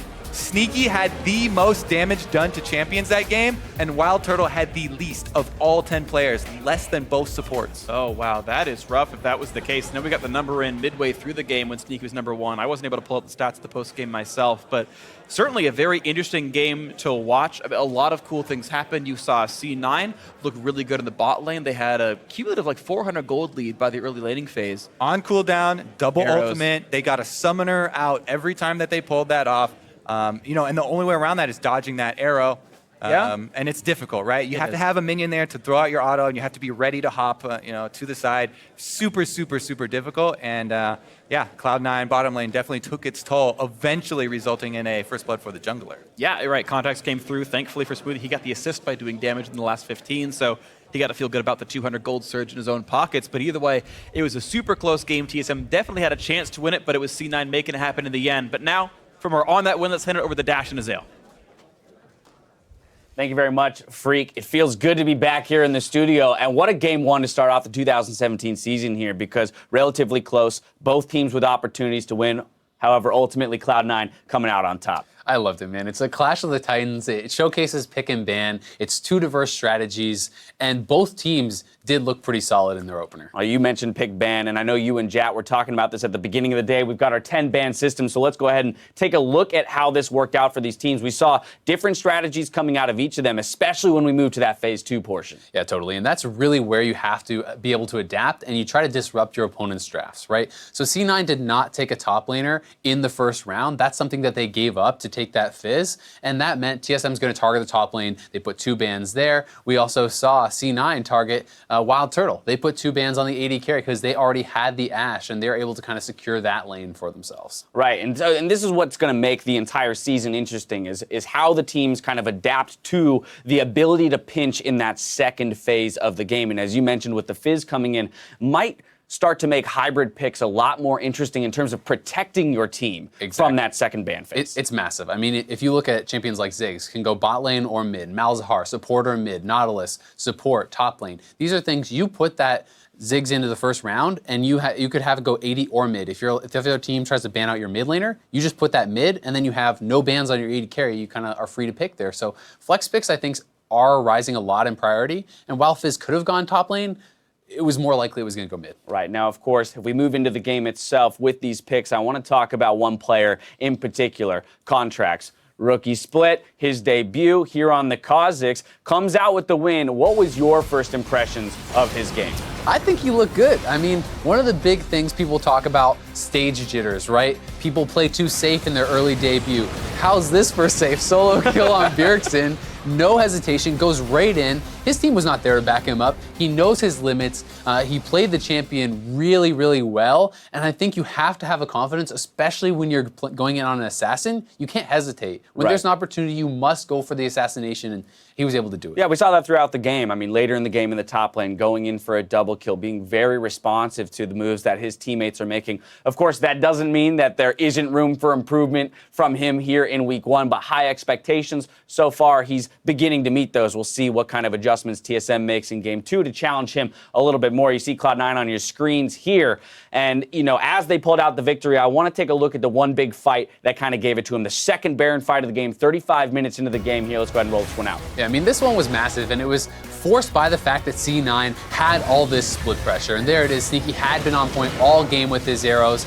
They know they wanted to contest this, and they're able to start off the fight. Haunter TP's in, but all of C9 was able to collapse. And when Bjergsen landed that stun, TSM says go, and they baited themselves kind of into this perfect ultimate from Smoothie, who had amazing positioning, did not go back around the red buff to his team, and he won that fight solo pretty much with that ultimate. It was incredible. Oh, absolutely. Player of the fight goes to Smoothie here. Player of the game, though, going to go to Jensen, who put up a monstrous performance on this Fizz. I mean, the score line, deathless. We definitely saw it in the battle of those 2 Danish mid laners. Jensen came out on top. Of course, he was aided by an early gank there from Contracts to blow both summoners out of Bjergsen. Yeah, I mean, Contracts and Jensen paired up well, and it was also impact in Jensen, right? 1-3-1, pairing up to take down the Maokai multiple times, cracking open those inhibitors, and I think it was a great early performance for Jensen and a worthy player of the game. Again, only 1 game into the season, but for Cloud9, where we were looking at that, jungle mid duo between Jensen and Meteos and not always hitting the mark, this time around with Contracts, looked to be in sync for the most part. Now the question is,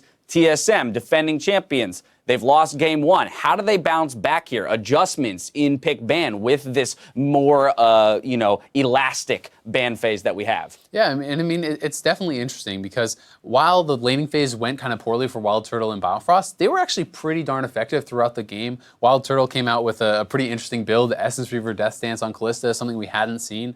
But, I mean, it's tough because Bjergsen was not a big factor in this game. And how often can you really say that, right? That's So, rare. like, does TSM really have to change something up, or can they just rely on their star to kind of bounce back in game 2? And I think that their composition was fine. I think that C9 made better decisions in the key moments and simply outplayed them, kind of. And I think that C9 won't always do that, right? Bjergsen is going to have his games. He's going to get his shots in. So TSM, I don't think, has too much to worry about. I mean, we still saw moments of the old TSM where they're making rotations out of the mid lane up to the top lane, getting a free turret, for example. And so there's definitely still those elements of what were the championship team. For whatever reason, they did not come together here. Of course, we saw that focusing on Bjergsen, and if you're going to handicap the best player on TSM, then TSM is going to have to start finding a way to work around that. Does Hanser have the ability to carry? Does Wild Turtle have the ability to carry with Doublelift now out of the lineup?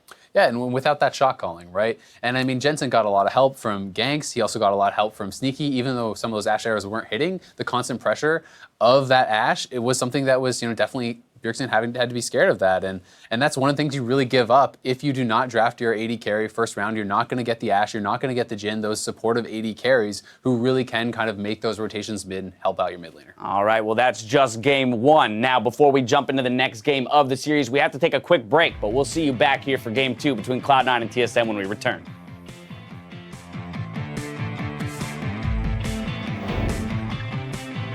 Contracts, you know the ritual? You know the ritual? What's the ritual? For getting in the lobby, we just, like, you spam your spot to join. Yeah. Yeah, we just do that at the same time, so we're like flying in. Come on. Yeah. Enemy team shit their pants. Yeah. We spook them. And Sweetie's up 100 over Biofrost. So the golden, look at that contracts. He's going to get him first blood. He's got flash available. He's trying to get over the wall. Not going to get the chance to. The final bit of damage comes through. Impact with the kill credit. Now Bjergsen found out by contracts. Exhaust be damned. The solo kill. 1,000, 2,000 health left on there. And here comes the attack. He's going to go to fence here and amidst the rend and the spice coming through. Another kill comes through actually for Jensen. Takes out Wild Turtle. Contracts in the mix. Enemy fish? No, they're not finished. They're not finished. I'm telling you, I'm fucking up. I healed your contract.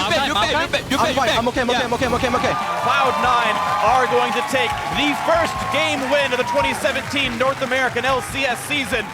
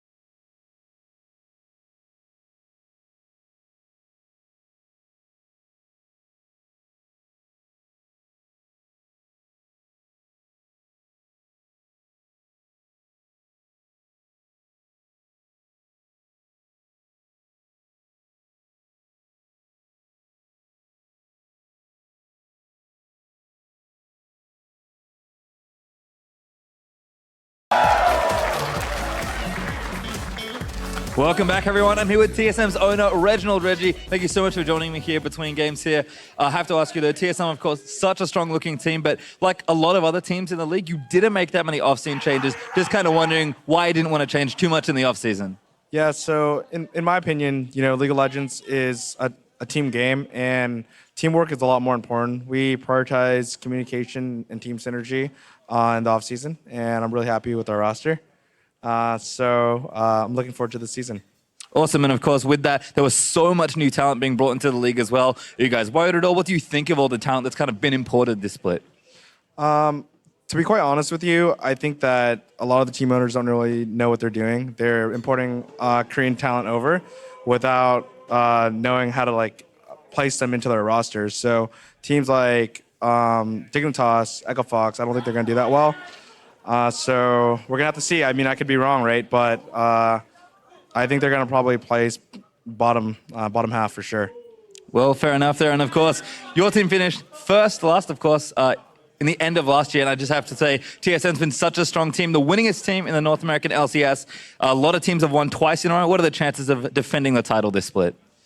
I think that Cloud9 is looking strong. I think that Immortals, several other teams are looking strong too.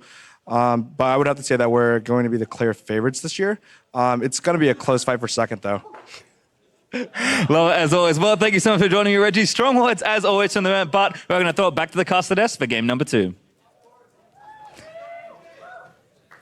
Thank you very much, Pastry Time. And I like to see that Reggie was able to throw shade against the team he wasn't even playing yet. It's just, I enjoyed the shots added to other team owners and what he thinks is correct to do when you're joining your team and making your roster for the next season. We're going to see how it goes. Of course, the teams are getting ready to get back on stage and getting ready to get back into the next game. And so, got to see if TSM can respond to that C9 Game 1 win. Biggest thing I think I want to see TSM respond to is the pick and ban, right? Because I mentioned the stat at the end of the game, right? But that's not really fair to Wild Turtle if you're like, oh yeah, Sneaky did the most and he did the least. They did not match the champions picked or the roles picked in the first half of the ban phase. So TSM saw this first pick, Ashe, from Cloud9, did not take up the Jhin when they had the chance, right, or anything in the top tier. So Cloud9's second phase ban gets the target Turtle. They drop him even further down the AD carry list. He goes into the Kalista. Right. Unless they're really planning on doing that from the very beginning, he did get the short end of the stick in the draft phase at least. Yeah. So not really setting up with a lot of help for his first game, with the new squad again.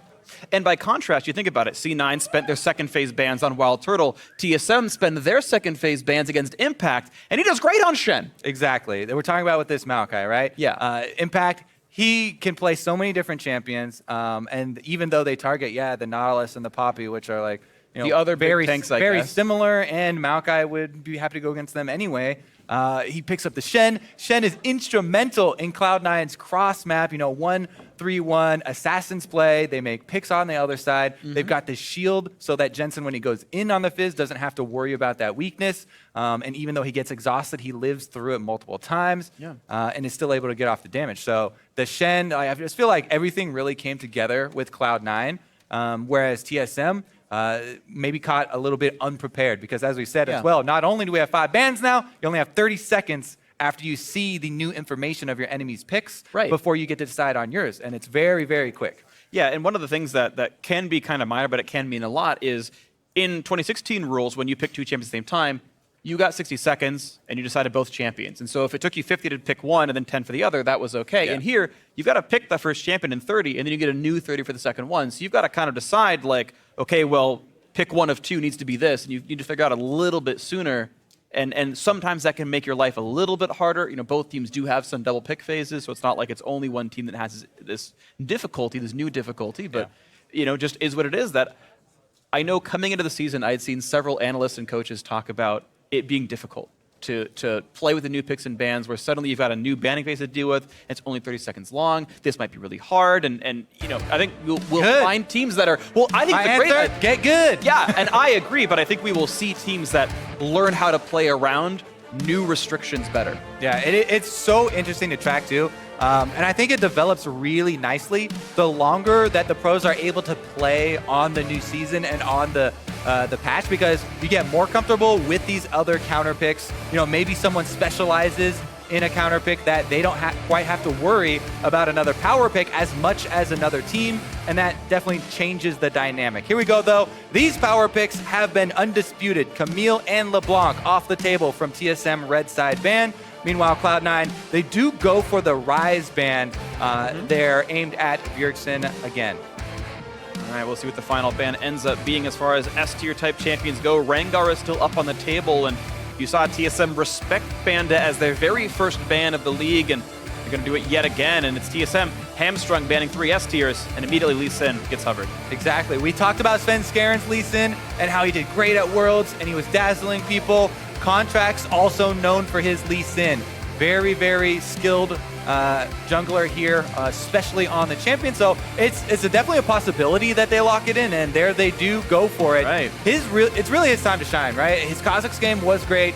Yeah, he was set up pretty nicely by the bottom lane, burning a bunch of summoners, and then moved in for the first blood. Sure. But he made multiple really good, team fight maneuvers as well with the Kazakhs.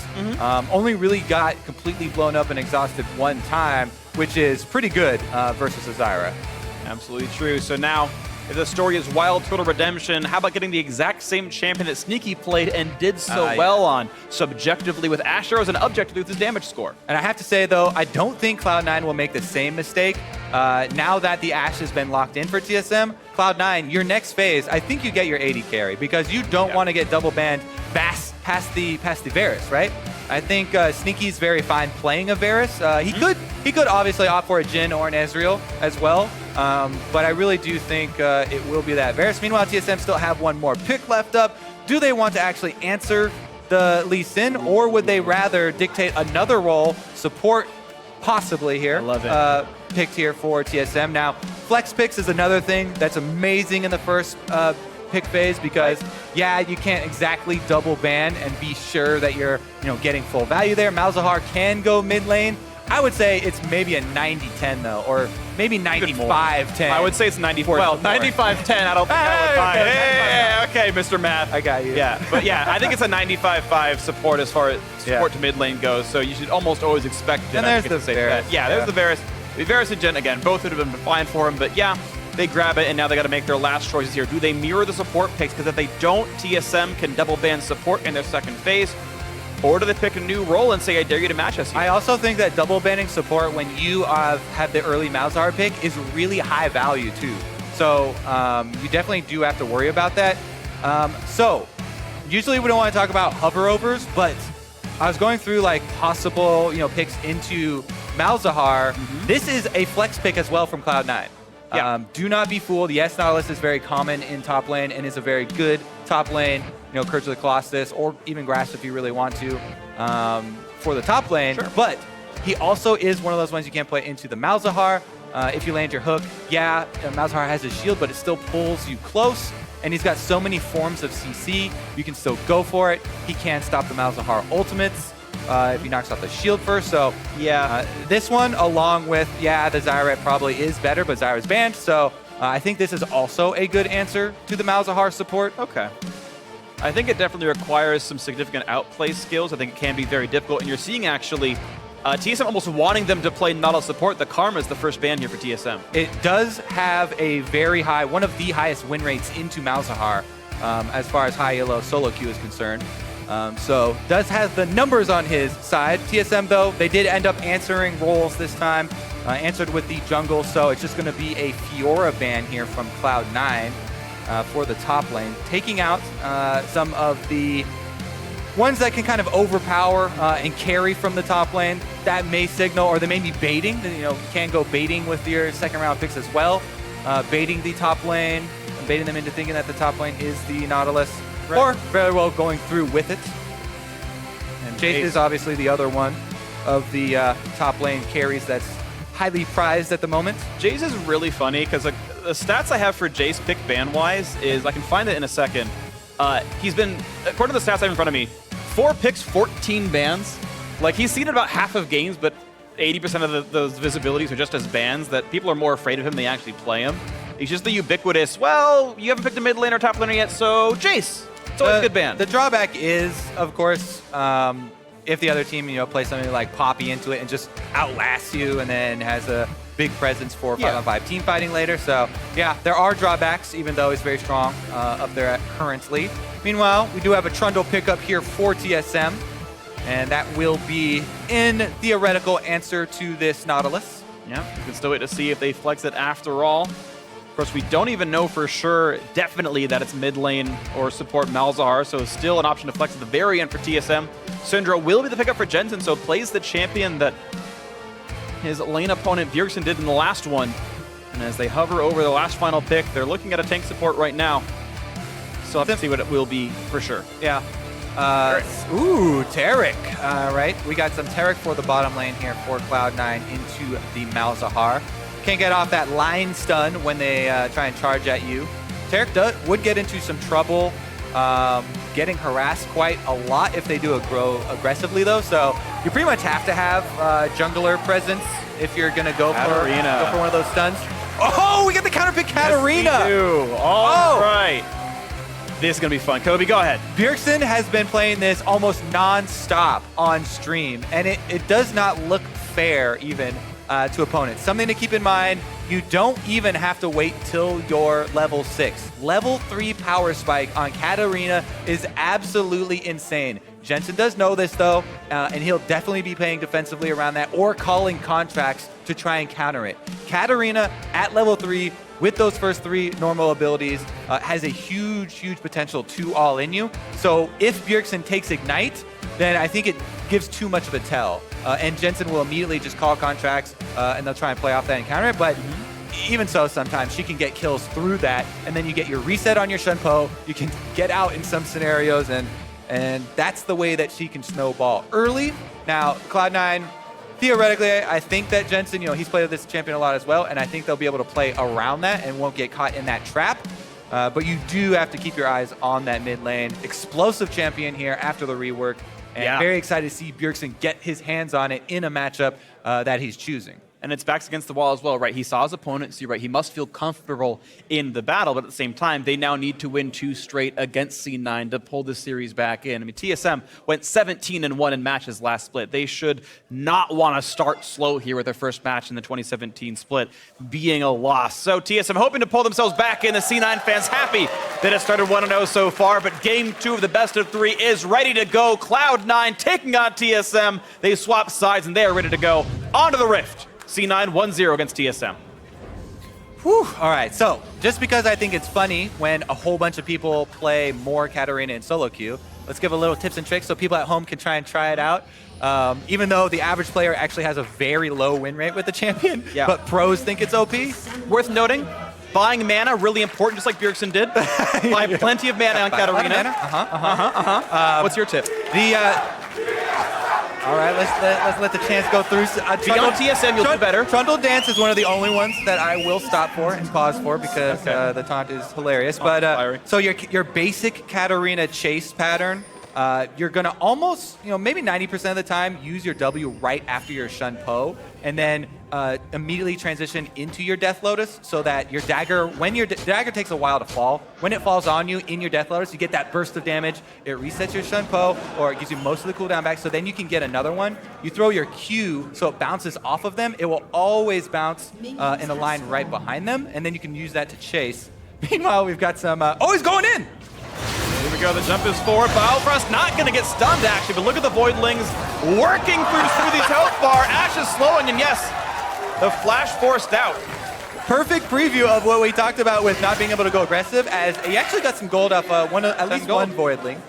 They did kill one, but yeah, that's what happens when you go aggressive on the Malzahar as a melee support. You get those Voidlings spawned on you, and you don't really have an escape. Now he actually doesn't have an escape because Flash was blown, and Smoothie immediately has to play super defensively, as well as Sneaky now tied to that. Let's see what TSM does with that early advantage. See, right now it's just a bunch of lane pressure. Smoothie has to be so incredibly respectful of the damage output they can have here. Seeing, okay, a nice stun lands, that's cute and everything, but there's Voidlings in the way, and 10, 20. Oh, beautiful. So it's worth noting, by the way, that Voidlings are not counting as CS in the bottom scoreboard, so you're not going to have inflated numbers for the C9 duo, but they are still worth 10 gold apiece, and that can be nice. Yeah, any gold is good gold. Shopkeeper will even take slimy voidling gold. That's true. I don't know why they're carrying gold around in their pockets. You think they wouldn't need it in the void, but just the way it is. Just the way it is. Meanwhile, junglers, once again, we talked about last game, assassins in the mid lane does attract a lot of jungler presence. Katarina, as well, is one of those, and he is not level 3 yet, but level 2 going for it. Wow, plenty of damage already there. Jensen burns his flash to get away. Svensson burns his flash to get in. He has to be insanely careful now in the mid lane. A Syndra without the flash is perfect prey. Bjergsen is pushing up the lane right now, though, so... Svenskeren gets hit up with a QQ from Contract. And I think he was late on the knockup as well. He failed to dodge the damage. You can normally do that if you're mechanically proficient enough. Yeah, it's a good point, Freak. Immediately in this matchup, one of the reasons why a lot of people feel comfortable with Rek'Sai in the current state of the game into Lee Sin, but maybe not the other of the high-tier junglers, is that anytime he does land it, all you have to do is click a move on the ground, or whatever you have that bound to, so you can get those unburrows as he's coming in. Now, the harder ones come from when he's going to someone else and you're trying to interrupt him in the air. Yeah. You can interrupt the damage if you interrupt him, connecting. So the really high tier plays will come from him interrupting Lee Sin safeguards, or Lee Sin Q flashes when he's trying to insect people, insect your teammates. Sure, yeah. And in rare form, actually, TSM not winning a fan vote. That is actually a rarity. So, first of the season, TSM losing a fan vote. That is insane. Right now, though, their bot lane looking pretty reasonable, +3 CS, and you can see Smoothie down to 1 potion, and Sneaky has none, which makes this look pretty good for the TSM duo. All right back in there. Sustain from Tarek enables them to take those hits. So early advantage there from TSM. They weren't able to pressure it too much, and it's part of the reason for the pick of Tarek here. Any sort of sustain is always good against the Mals. Meanwhile, we do see some junglers both heading to the top side. The reason Contracts runs right by that plant there is when you pop that plant, the enemy team can see it also in Fog of War. So yeah, you do get the extra vision. You can kill. Immediately changing direction right after your flash. And Contracts does not hold the Q. You see how much damage they can do to Biofrost there. Like, yes, you can hit the Voidling to do damage to Sneaky, but get back pretty well. And they have to get Haunter back in here to get these minions. So Svenskeren was already up on the top side, just hangs around so that the duo of Cloud9 can't force Haunter off of those minions. He does teleport right back in, so not punished there, and actually will pull ahead in CS, by the way, off of this last wave. Just barely. Missed one, unlucky. 3v right there, 35 thanks to the ward. Appreciate a Contract. Of course, you saw the Lee Sin rushed for the early Smite Stone. I've seen many different builds on Lee Sin. Some rush for longswords for better one-on-one trading. Contracts wants the wards to jump to as a style choice. That's what he's going for this game, and it means more flashy plays for the jungler for C9. Yeah, most of the high-rated junglers will opt for that. You can go for the red smite, for the dueling power, but I take my cues from Peanut. Yeah. Well, I think green smite is definitely the best smite upgrade. I've just seen a lot of longsword openings. Oh yeah, true. True. You can also opt for earlier kill power. Does even help with clear speed as well. But as I said, there still is attention up on this top side. Yeah. Junglers are fighting over their ward coverage. No flash for Sven makes him a slightly easier target, and no TP for top laners means if you get the kill, they're going to miss out on a lot. Nice knockup by Sven, going for the trade. Been damaged out there. Contract's at a half HP, but his cooldowns come back up first. Look at the damage he gets on his Sven. Pushing him out, 300 HP left, and Rek'Sai is out of there. Yeah, red smite not needed. Lee Sin, no long swords, no red smite. Still is going to be able to take that one because Rek'Sai is going for the very early health to build into that. Ooh, let's see. Mid lane, actually, Bjergsen goes in. A lot of damage there. Jensen does have ulti available. Exhaust is on. E's going to land. There's the ulti. It's enough damage. The Q lands, and he takes it home. Back-to-back first bloods for Contracts in his North American LCS debut. Beautifully done. The hype so far is justified. And you can see their stats from before. If they got the first bloods, they were winning games. And they may do so here. Contracts bullies Svenskeren out of his own jungle there. Yeah, he's playing Lee Sin, and you're going to go for those invades, but Bjergsen knew that he was just up there bullying his own jungler out and still goes deep into the minion wave for this. You see, the whole reason for this game, this is just an opportunity that is presented to Contracts, right? Bjergsen goes for the minion wave, Boom. Jensen is able to stun it up so that he has to use his Shunpo to get back half the distance, and then all he's got is flash. Nice Q landing there from Contracts. He could land that, by the way, so much easier because of the exhaust slow that Jensen immediately placed on to Bjergsen. I want to call it the fact that Bjergsen went Hex Drinker, because that I hadn't thought of. I mean, Hex Drinker? Katarina has good AD ratio. It's not like you miss out on the ability to play Katarina by building attack damage. It is probably the best hybrid MR damage item she can buy. Interesting. Yeah, I do like that as well. I mean, usually when you see the longsword starts and stuff from Katarina, you're thinking, oh yeah, Gunblade is coming super quick. And he still could go it, right? Sure. It's just that, yeah. So he's going to have that early shield. That's one of those items that has a very high impact in the game right when you buy it, especially if you buy it early. That flat shield value is ginormous. We'll see if it does end up saving him. Regardless of, nice purchase, he has died and did give over that kill to the Lee Sin. We'll see what Contracts can do with his extra money, because now he's got some extra combat power. It's going to be interesting to watch. Of course, despite dying, Bjergsen's still pretty close in farm numbers, but it's Cloud9 holding the 6,500 gold lead right there. Hanser, again, finding his trade towards Impact. Hanser, by the way, didn't expect this, but actually going Fervor of Battle here on the Trundle means if he can stay alive in these fights, will do plenty of damage, but Impact taking shorter trades, triggering Grasp, and getting a lot out of it. Yeah, Hanser is also going with the Cull. You can put down your Frozen Domain, gain a lot of life, but he's getting whittled down over and over. Nautilus is a so strong early game. Hanser's already burned ult for the region. Now it's going to kick into the wall, and Contracts make it 2-0. Impact says, hey, ult's down. He's low. Come up here. Happy to be opportunistic. Nice kill. Nautilus, of those tanks up in the top lane, we mentioned them in the same breath as Poppy as well as Maokai, but his early lane is actually probably the best of those three, and his punishment right there actually does result in something.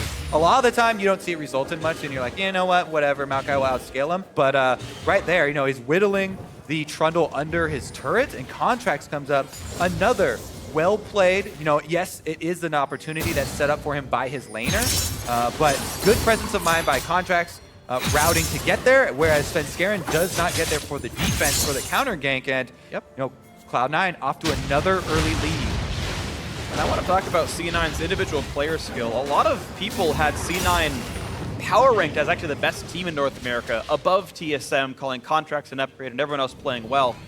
In the regular split, I think Hanser was a better player than Impact. Hanser was voted, all North American top laner. Impact was, in the thing. Yeah, 2016 summer, 90% of the season, that was the case. When playoffs came around, Impact suddenly became the best top laner in North America. The top Dian meme was born, and the question was, will we see playoff Impact or regular season Impact? This looks like playoff Impact. He's been doing repeatedly well into Hanser, and right here you see the kill payoff. Yeah, exactly, and not just playoffs either. Impact has continued to play well for the duration. Basically, at Worlds he was quite good as well. So yeah, I think he is here to stay. Even though they do have that sub, they've got Ray on the team as well.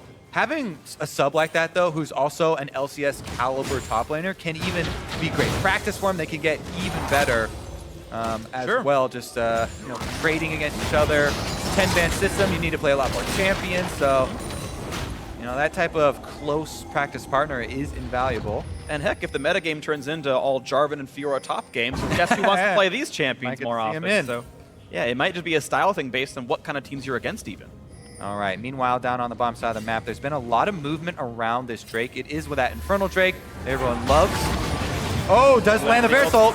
Biofrost has flash. The chain stuns come in. There he gets over the wall. The flash Q is going to connect once again.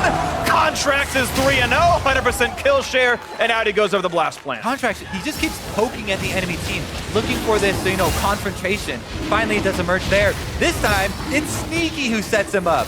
He lands the Varus ultimate. Oh, actually, Sven's going for the steal! He wants it, not going to get it. Contracts kicks him out, and now Sven is on the run. Nice flash to get the stun for Smoothie, and who else? But Contracts gets the last hit, 4-0, 5 if you count the Drake. You can tell that TSM are feeling the pressure here. Going for a suicide steal here on the Infernal. Uh-oh, it might just keep going here. Okay, Wild Turtle. He doesn't have an ult, so he can't die. All right, he's fine. We're good, he's fine. All right, well, slow down for a second, but that turret's going to take some beating while we do it. That Infernal Drake there, Svenskeren was just going for a full-on suicide steal against the Lee Sin with the ultimate. Turtle, though, ultimate as well. Wild Turtle switch why he switched and hit Sneaky for a second instead of staying on Smoothie, and the Voidlings might not be enough damage. Turtle picks the wrong target and it lets Smoothie get away. That is a kill given up by a misclick of TSM's marksman. Ooh. All right, looks like Contract's actually invading in the jungle because they see Svenskeren down here. Mark of, most good junglers immediately vision on Svenskeren.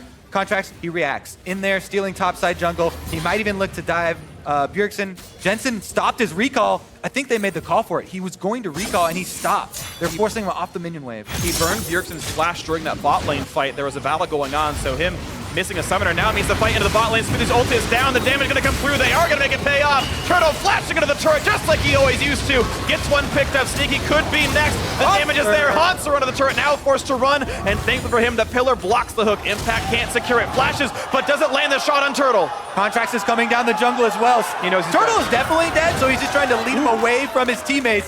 TSM scrambling to get out. And Svenskeren in a world of hurt. Couple more shots. Jumps over the wall with the plant. Who's going to be there? Who's going to find it? The Shark is running away. There's minions now. I'm trying to decide. I think you give it to the Lee Sin. Don't die. Yeah, don't die to the mid laner. It's curious because it means an assist was given up. Another 150 total gold was given away to C9.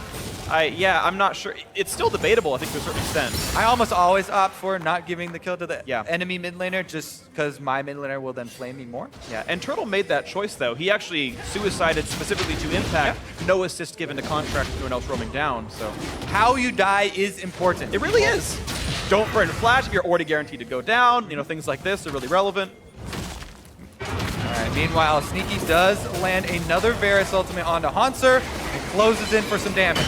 Nice stun's gonna land right there. This could be everything he needs. He's not gonna get enough damage. Nicely done, Sneaky. He gets the take down on Hanser, who just didn't have the ward coverage to make that push safe. Yeah. Throws down pillar there, but not gonna mean anything for him. Sneaky gonna push up the lane. And then let's see if this tower's very low. This could be another first turret game for Cloud9. I think there's nothing that will contest him. Smoothie opting to give solo gold. Yes, he is. And that's first turret of the game. It's a significant chunk. 650 goes Sneaky's way. 2 kills worth of gold in his pockets. Richest member of the game is, in fact, Sneaky. He's 64 gold ahead of Contracts with this. That's saying something, because Contracts has 5 kills to his name. And as strong as jungle is right now, this is such an all-star game here for him right now. What a great start to his LCS career. Absolutely. Long awaited and definitely delivering. That one was protecting Smoothie. It was meant for Bjergsen, and Contract, no harm, no foul there for him. Bjergsen, though, on the Katarina, really hoping for, TSM. They are again in defensive position, right? They have to just turtle right now under their turrets and hope for a dive from Cloud9 and then try and get something in the aftermath. Create a little chaos. Katarina is going to need an opening, maybe from a Malzahar ultimate. Biofrost is coming through. He's dead. Okay, Goodbye. 3 people is going to be pretty good. Takes him one flash, Midland's going to go down in response. But hey, a kill's a kill, and TSM finally gets something on the board. A kill is definitely good for Bjergsen, not only because of the gold, but Dark Steel stacking up as well. You get 2 more stacks for him. I got you. It's 10 AP total, 3 AP per stack, so 6 AP total. Meanwhile, Bjergsen takes a Thunderlord proc trade from Jensen. Meanwhile, the Hex Drinker saves his life. So much warding here on the top side for Cloud9. If you check in on the vision game here for TSM, not only are they having to play defensively under their turrets, but they can't even see any of Cloud9's moves coming. The defensive vision is even difficult for them, right? Because they've lost not only the top first turret, but mid lane turret went down. Even though they got that kill, they lost a lot more territory. Yeah, TSM getting choked out of the map. The only objectives they've gained have been the 3 kills. No turrets, no drakes, no nothing. And now, I actually wonder who's going to get this Impact or Contract. I can see it making sense on either side, but with how much Impact has been winning his matchup against Hanser, I feel like tilting that even farther is helpful. And Sven actually sends the plant kind of the wrong way. Doesn't see that it's happening. Yeah, I wonder if Cloud9 even stopped that if they are seen. I mean, they have plenty of vision on the other side. They're not too worried. Uh-oh. Turtle in a bad world right now. CC's going to be chained back and forth. He flashes away. One more auto. Gets the crit. 30% chance and it lands. Sneaky now going to run for dear life. He's got no flash.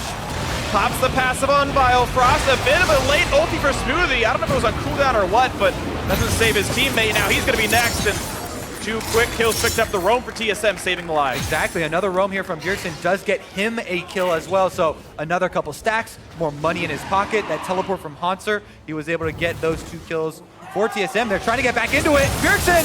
Jensen versus Bjergsen, exhaust trade, and that's going to be the kill picked up. Hexdrinker does get actually blown through, doesn't even matter. Under the knockup onto the satchel plant, and that looked weird. And Contracts flew the other way, I'm pretty sure is what happened. I feel like we were behind, and they fast forward or something. Regardless, Either way. they Cloud9 getting more kills, baby. All right, now Hanser running for dear life because Impact is gigantic, and Nautilus looks pretty solid in this matchup. Goes for the stun. Contract's not far behind, but he's not quite in range to jump to his teammates just yet. More CC landed, and Impact might just take the solo kill, but he can't quite do it. The pillar buying a lot of time as well, and Contracts can't get past Venscare, and so with the sliver of health, Hanser lives. Man, such a big snowball here from Cloud9. In this game, they've got the teamfight presence and teamfight comp to back this lead up, right? They're going to be able to go with a more simple game this time around. Just collect all my dragons, collect the outer turrets. Just try and do it by the numbers. You move up your ward lines into the enemy jungle to remove their options. You keep Impact on the front line. Smooth is going to be right there with them. They've got ridiculous amounts of crowd control. Every single person on Cloud9 is bringing more CC, AoE CC to this team fight. Absolutely. Here goes the rest of the turret. And finally, one on the board for TSM. 4,000 gold, the deficit to make up. Down 2 Drakes as well, and even down the Rift Herald on Impact.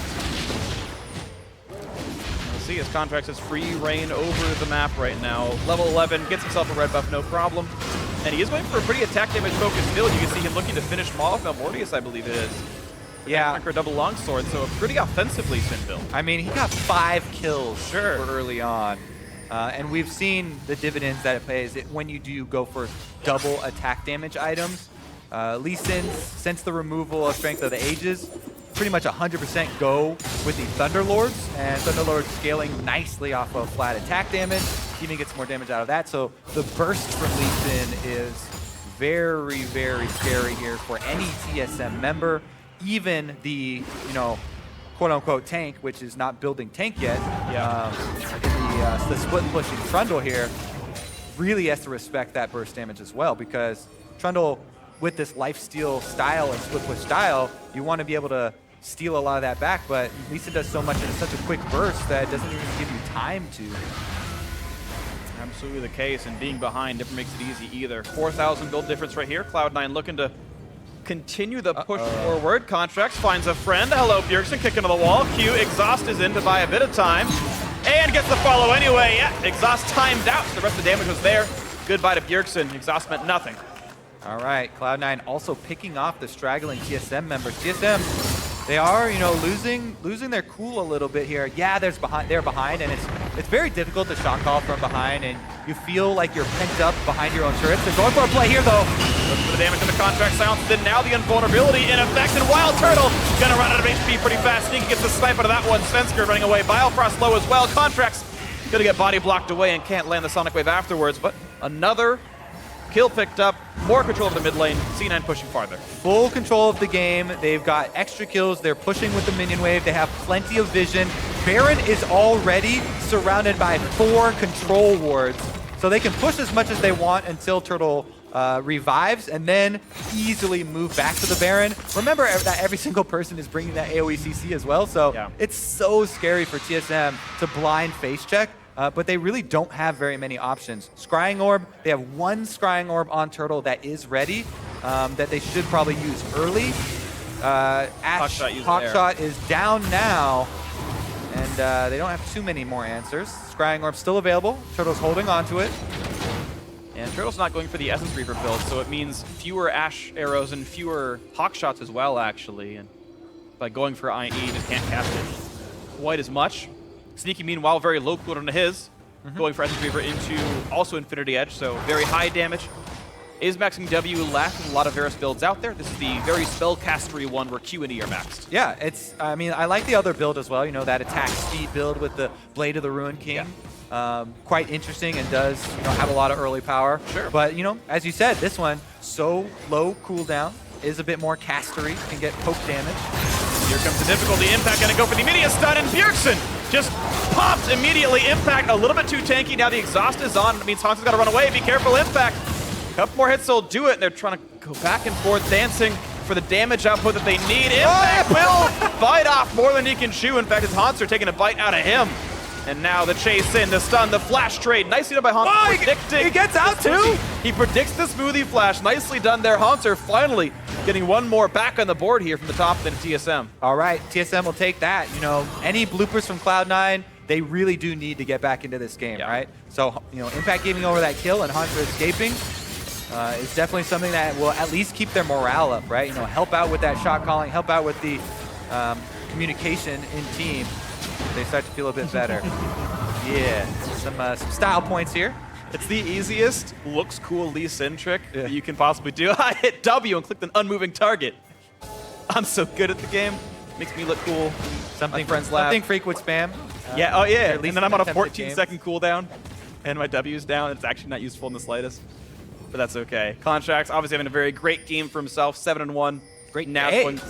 Yeah, sure, yes. The first game was awesome too, as Kha'Zix looked pretty solid. 2 first bloods in 2 games. That's got to feel good. And looks like they're going to keep trading for the bot lane. And I wonder if the matchup is tilted now for Hanser. If they even threw this Rift Herald buff, you can see with the Ravenous Hydra in, Impact giving a lot of respect over. Yeah, it's the Spirit Visage that's on top of everything. We talked about, stealing life. Yeah. Spirit Visage is very clearly going to add a bunch extra to that. Let's see. In the minion wave, actually, there's no way that he's not going to have enough life. So you can leave minions even to lifesteal off later. He's going for the long con here. Neither dealt any damage to the other, in fact. Look at the mini-map, though. All of Cloud9 are coming. This is... Gotta respect Baron, though. You can see TSM at the same sort of time is saying, if you run down and help Impact, we'll steal Baron. Who do you want more, a worm or your teammate? Yeah, Baron very risky when you're behind this much. Sure. To go for with, somebody not dead. But remember, we got to look at ways, for the team that is behind to get back into this. Ash Arrow from Turtle to pick someone off who's on the side and Bjergsen to go delete them quickly. That's the key word, is they need to kills quickly to get some gold in their pockets to actually try and fund the rest of their game. Because right now, they're just looking for little baby steps, wherever they can get them on the side, maybe a Fog of War play, try and make use of control wards, and, pick off somebody with Ash Arrow. So right now, Svenskar and Crest level 13 taking the Raptors down. Biofrost, 1 level away from rank 2 ultimate. His team certainly has some pretty solid lockdown. We've got really no Merc Treads in the C9 lineup, and of course, no one's got QSS for the Mal's ulti, so a pick is a pick. Yeah, and they're going to keep splitting, right? Trundle is dedicated to that. That's what he's for, and it looks like, with the Sheen pick up, he actually might be able to make some headway in his 1v1s with Impact. Sheen alone just adds so much damage since he's spamming Bite.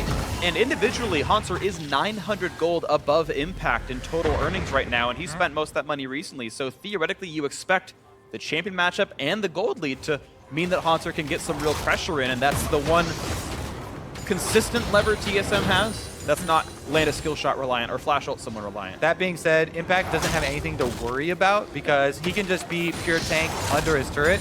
And Hanser's not at the point he can ignore the damage from Nautilus. Yeah. He can try and get maybe an auto or 2 under the turret before he has to back off and go lifesteal again. But yeah, you can't just completely ignore Impact in that 1v1 quite yet. And Impact can just play defensively, so not going to be able to kill him. And because of the Tiamat, anytime Hanser tries to lifesteal, he will pull aggro if Impact is under turret, because it will splash onto the Nautilus. So that's why a lot of times, even in pro matches, when you see someone winning the matchup, they can't take the turret down because of the risk that's here. And you can see Hanser not even going to try to go for the turret there. He knows he can get chain CC with the wave cleared and not allowed to deal damage there. Yeah, and that's all that Cloud9 need out of Impact at the moment, because you talked about where the gold is. So much of the gold for TSM is on the top laner. He's 2,000 gold above anyone else in the team. Exactly. He is by far their most fed person because he's off split pushing and collecting all those side waves. But TSM, the 4-man squad, if Hanser is pinned down 1v1 versus Impact here and not getting anything, the 4-man squad from TSM is even more behind the 4-man from Cloud9 than you would immediately think from the scoreline. Absolutely the case. So, difficulty, but TSM, to their credit, have only really managed to give up Drakes in this 4-on-4 map control game, and that's about as painless as you can expect without a catastrophic mistake from Cloud9. Yeah, and TSM, remember, they are the ones that need to be patient, right? They've had some time to calm down, and they're just going to look for any opportunity that does present itself to jump on, right? And if they do, the key word again is that they have to execute very quickly here, because Cloud9 definitely can collapse, and if they do get caught up in the 5-on-5, it's going to be very rough. So, you know, Ash Arrow into a lot of either Bjergsen, Turtle, or a combination of that with Biofrost would need to be executed. Man, we are all over. 28 minutes in. They don't have easy ways of zoning out Svenskar and the teleport. rotation. Yeah, that's TP down. So 5-minute cooldown here for Hanser. Spending a Hanser as well. Here comes the attempt to steal. Who's it going to be? Nice kick out. He flashes. He gets Svenskar and steals the Baron. Now the fight is on. Yes, they'll get the kill, but that is so worth it in every possible way for TSM. TSM need to kite now. They got the Baron for only 1 death. Sun's gonna land hook, good flash away by Hanser. The Merc Treads helping to save his life on that. That was a quarter-second timing. Oh, and they're turning on Smoothie. No ult for Smoothie, that's gonna be enough damage. No, he's gonna flash over the wall. Quick Zonius from Bjergsen tanks up Jensen's ulti. The damage there on the backside, and TSM maybe shouldn't have gone for the 5v4. 2 kills picked up, one of them go to contracts, and now it's a 5 versus 2 on the map. Definitely shouldn't go for the 5-on-4. Baron buff is so good at defending. Buffs up your minions so it's hard for the enemy to push. And TSM just wanted time. They wanted time to get back in this, but they make the turn on the support here, going for Smoothie in a 5 versus 4. They're outnumbered, and Cloud9 just reversed everything there. They're going to be the ones that actually take down the inhibitor, get the extra kills, they get the extra gold. And the gold lead back to 5,000 for Cloud9, despite the Baron pickup, shrinking it somewhat. And the mid lane minion control going to mean a ton. That is going to easily overlap with this Mountain Drake spawning again, and Double Mountain is great at closing games. Ooh, very big blunder there. After such a good play, Svenskar gets kicked out of the pit, but instantly flashes back in to steal it. Contracts once again, boop, he's out. But Sven right back in, and he got the Smite combo there. The last health I saw was over Smite range, so that was a really good and very lucky as well. Whenever you get down to those numbers, you need luck on your side as well, but really well played there by Sven. And then Hanser even gets away. At this point, maybe if you have an opportunity to snag Sneaky or Jensen, you go for the turn. But man, especially on the Smoothie, who they don't even get, this is just a straight up 5v4 while you're behind. Yeah, and yeah, even if you do get the kill, it's a support tariff is just not that important. And kind of unlucky as that kind of lines up here. 5,000 gold lead. Contracts doesn't even want to take the blue buff. He wants to kill Hanser. There's the kick. Here comes Smoothie. Here comes Jensen over the blast cone as well, and they're going to land that stun. Ash Arrow's going to land. That's Jensen locked out for 4 seconds or more. Smoothie going to try to help, but it's going to come in time. Exhausting Hanser slows him down. The damage is there. Jensen gets the kill credit. Thanks, Merlinomicon. Makes it a little bit easier. Sven waits around the wings, and TSM kills a ward, but losing Trundle going to hurt him. Yep. Now they need to... I don't even know. You're going to have to give up that turret, I think, at this point. It looks like the minion wave is really far, so it might take Cloud9 a while to get to it.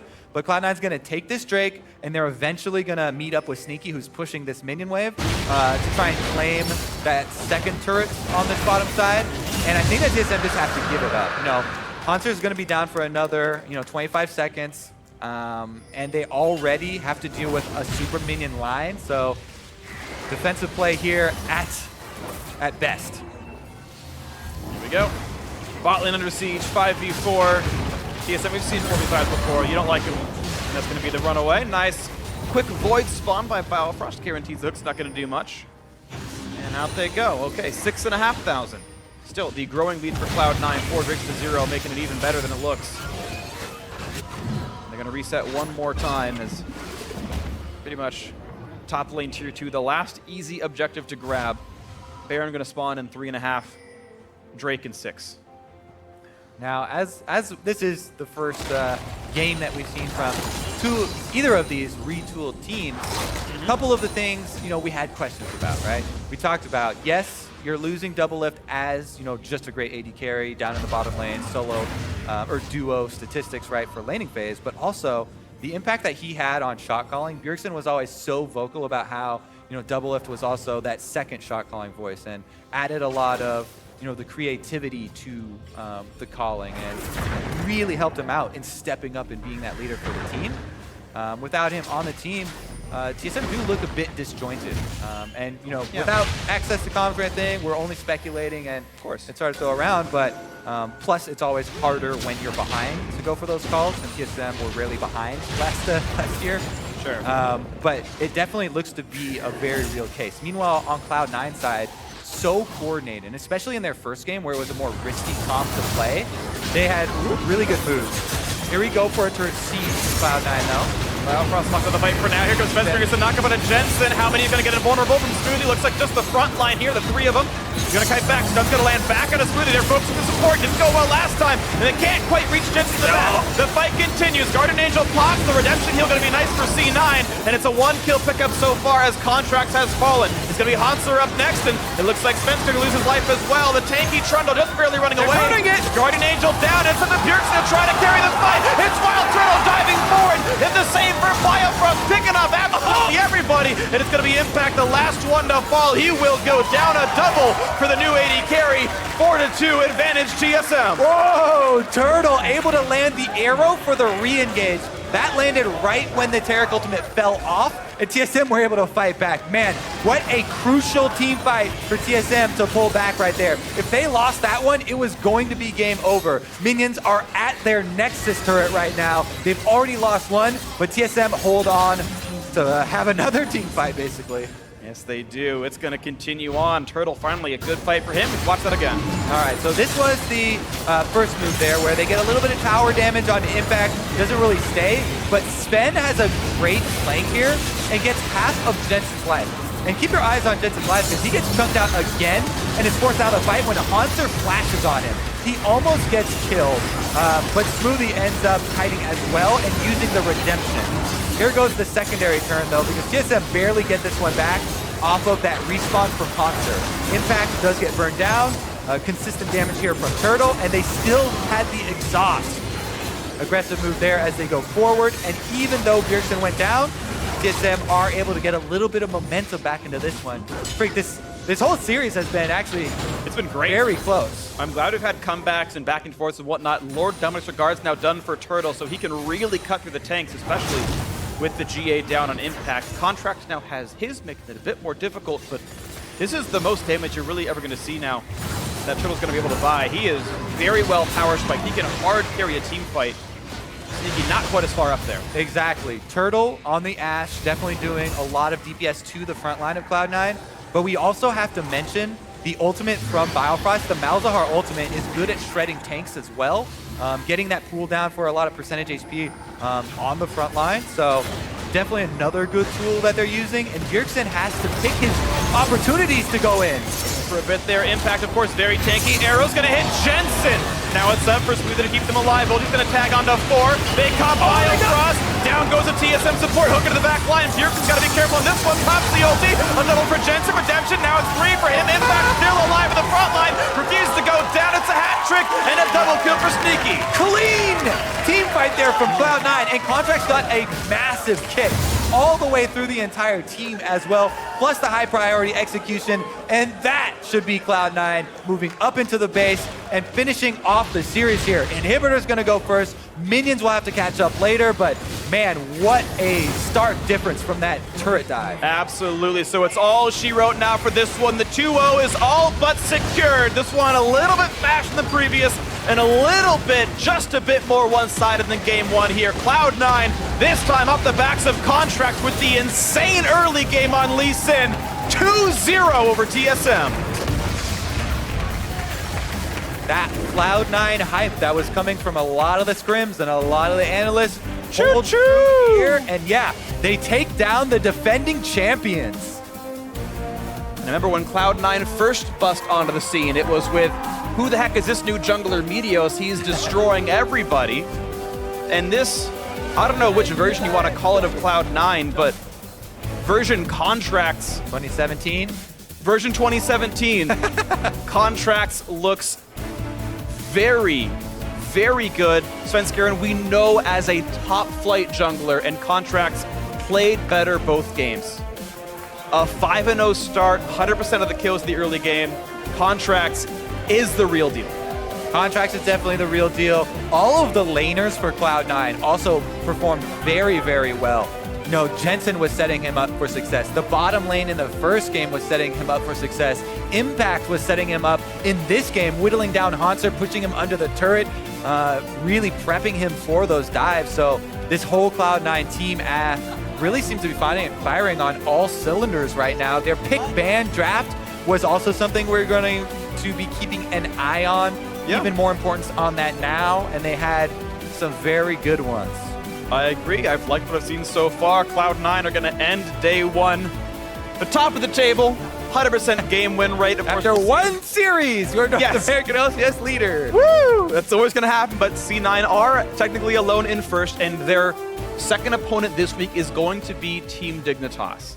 And new Team Dignitas. The new Team Dignitas, the new look, someday up in the top lane, right? Chaser in the jungle. These are some very, very good players. And that's going to be fun context because Reginald an hour ago said, yeah, Team Dignitas is going to be one of those bottom 5 teams. They're bringing in Koreans, you know, the coordination's going to be rough. Like, what happens if Team Dignitas makes that match better and makes it closer than TSM did? I like that's that's a little scary. That's why you like it when people are open at I love that. Ones, right? And hey, and look, respect for Reginald for speaking his opinion. I love when people do that, no matter who you are, coming up and saying this is what I think is correct, this is what I think is wrong. I think this team did it wrong. It makes it more fun when these teams battle off. I mean, I want to see TSM versus Team Dignitas now. That's going to be exciting just because we had the smack talk. I already wanted to see it, but well, I did too. now to be it'll fair. be better. It'll be even better than before, and so it's going to be a lot of fun matches. I'm very excited about this. The match we're going to have next one as well is going to be new look for the teams. P1 and Echo Fox are going to be interesting. It's just a cool season. Those are 2 teams, Phoenix 1 and Echo Fox, that are coming up next. Sorry. That had a lot of off-season changes and actually have a lot higher expectations because of those changes. Well, we'll see how these teams all look. It's been wonderful casting this series with you guys, but now going to throw it down to Pacey Chime, who's standing by with C9's newest member for an interview on that win. Thank you very much. I'm here with rookie jungler Contracts after a dominating 2-0 there for Cloud9. You come into your LCS, your first game ever, 2 first bloods in both games, and you beat TSM. How does it feel? It feels super amazing. At first, I didn't actually think I would have this of a debut. Although this isn't where I want to be yet. I want to be much better than what I am right now. But it was a good first start, yeah. You're just casually beating TSM 2-0. Seems okay, at least. How's C9 been? Of course, you were in the Challenger squad before, but moving into the main team has to feel very different. How have you found that team, the infrastructure, just the whole experience? Yeah, the infrastructure is definitely different from the Challenger team, but it's really helping me improve day by day. And over time, I think the infrastructure is just going to make me a really, really good player, and I appreciate all the staff at C9. Well, you're a young and talented player. I have to ask you, I know we're only 1 series in, but what are your expectations for yourself, and kind of what do you think your ceiling's like? Well, I just want to be the best jungler I can be for my team, maybe be a top 1, top 2 LCS jungler, and definitely make finals at the end of Split. Well, certainly good start so far. Thank you very much, Contracts, for such a great game. We are going to throw it back to the analyst, though, Desto, for more on that game. Thank you very much, Pastry. Humble Contracts there in his first series victory of the NALCS season. And the story of the second game really did center around him and the early moves that he was able to make on that Lee Sin to get their team ahead. Yeah, I mean, it definitely did. And he was humble, but he could have got away with being a little cocky if he wanted to. Yeah, he absolutely I mean, he was huge. Let's be honest. This was massive. Everything he did to really set up their success in this game was impressive. It was really well thought out. He was risk averse, and he was capitalizing on his moments. You know, even pushing Svenskeren out of the jungle before getting that first blood on Bjergsen. They knew there could be no counter ganking, and this guy played it like a seasoned vet. Yeah, absolutely. And of course, that's with the fact that he is not a seasoned veteran. We talked about the fact that he had the same or similar level of hype to, say, Dardoch coming in, where this guy's supposed to be super hot on entry, and that's exactly what he was. So far, things looking good. Let's go ahead and jump into a couple replays here. The first one's going to be around the Baron, but this is actually where TSM makes some good moves in the Baron steal itself. Yeah, I mean, Svenskeren played this very well. I think C9, it was a fine Baron to take. Yes, there's always the risk, but Contract kicks Sven out, immediate flashback in, some luck there, but really well played to steal the Baron. Now, this is TSM with a 1 fight, right? That's good for you. You back out. They're able to actually get out of here. They trade the flashes when there is a flash shot coming in, but then would you stay around? It's a 4v5, you're down on gold, you just got Baron. On 4 members. There's a Taric there, let's engage on the Taric. And TSM takes a very odd re-engage here. They don't even kill Smoothie, they give up a bunch of kills here, and eventually an inhibitor. So, I mean, this was really a poor decision from TSM. Yeah, exactly. And this is following a couple very good decisions to stay in the game, which was relying on that Hanser split push on the Trundle to really spread out the map and slow things down up to that Baron steal. Had they just walked out and had, you know, that 3.5 minutes there to just continue to farm up, this could have been a very different game. So, you know, some good decisions, some poor decisions coming out of this TSM squad. And we had some questions with Doublelift out of the lineup. How would their shot calling fall, you know, moving into this season? Clearly, it still needs some work. Yeah, definitely. I mean, especially you talk about the split push. Baron buff, incredible on a split pusher like Trundle, who was already really starting to take over that matchup. You know, he had kind of outscaled the Nautilus in that 1v1, and you give him the Baron buff, and now you have to send 2 guys to deal with him, and it gives TSM more and more time to farm up to kind of get to those break points because they were put very far behind off the bat from contracts. Right, of course, we did still see one other great fight out of TSM in the top lane, a good re-engage from a Wild Turtle arrow that netted them a couple kills, but then we jumped to the game-ending fight. So we follow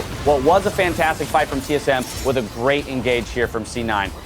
Yeah, exactly. And the arrow does go in, and this is just showing off how tanky Impact is and the power of that Taric ultimate. We see Contracts and Smoothie pairing up. They land the stun onto the backline. They're able to pile in, and the amount of AoE damage and high DPS champions they have was just incredible there, and I think that really showcased the power of the Taric. And I love to see the confidence coming out of Cloud9 to continue to take those fights. You know, a number of teams, especially with, say, a new rookie who holds most of the gold on that map, would be a little bit more tentative after just losing a fight to kind of re-engage for a full 5v5 near the Baron. They choose to go for it, knowing that, hey, we still have command of this game, and they can win essentially off of that. Let's move to player of the game. It's going to come as no surprise that it's going to Contracts here in his debut. So one to Jensen last game, one to Contracts here. Let's talk about this guy in the context of the season, because this is a Cloud9 roster that, or rather a Cloud9 organization that was founded upon winning the North American LCS. Well, they're charged with doing that again here with this edition. And I mean, it's a great start for them. They take down the defending champions.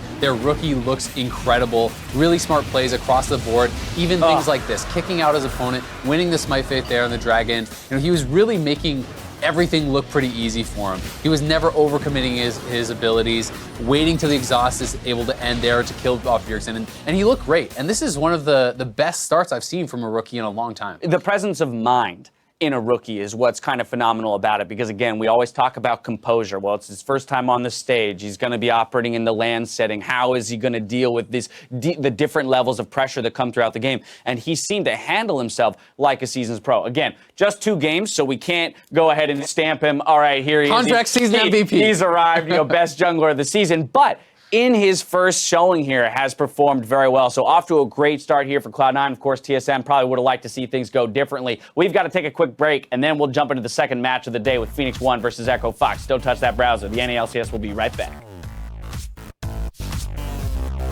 Do you ever just stare at your opponent right now? And just like... Do you ever just do that, yeah? Look into their soul and then intimidate them? Look into that soul. He's not paying attention to me, but... I'm paying attention to him. A lot of damage there. Jensen does have ulti available. Exhaust is on. E's going to land. There's the ulti. It's enough damage. Then the Hanser as well. Here comes the attempt to steal. Who's it going to be? Nice kick out. He flashes. He gets there and steals the Baron. Now the fight is on. Yes, look at the kill, but that is so worth it in every possible way for TSM. Now it's up for Smoothie to keep them alive. Ulti's going to tag onto 4. They cop Bio Cross. Down goes a TSM support. Hook into the back line. Bjergsen's got to be careful on this one. Pops the ulti. A double for Jensen. Redemption. Now it's 3 for him. Impact still alive in the front line. Refuses to go down. It's a hat trick and a double kill for Sneaky. Cloud9, this time off the backs of Contract with the insane early game on Lee Sin.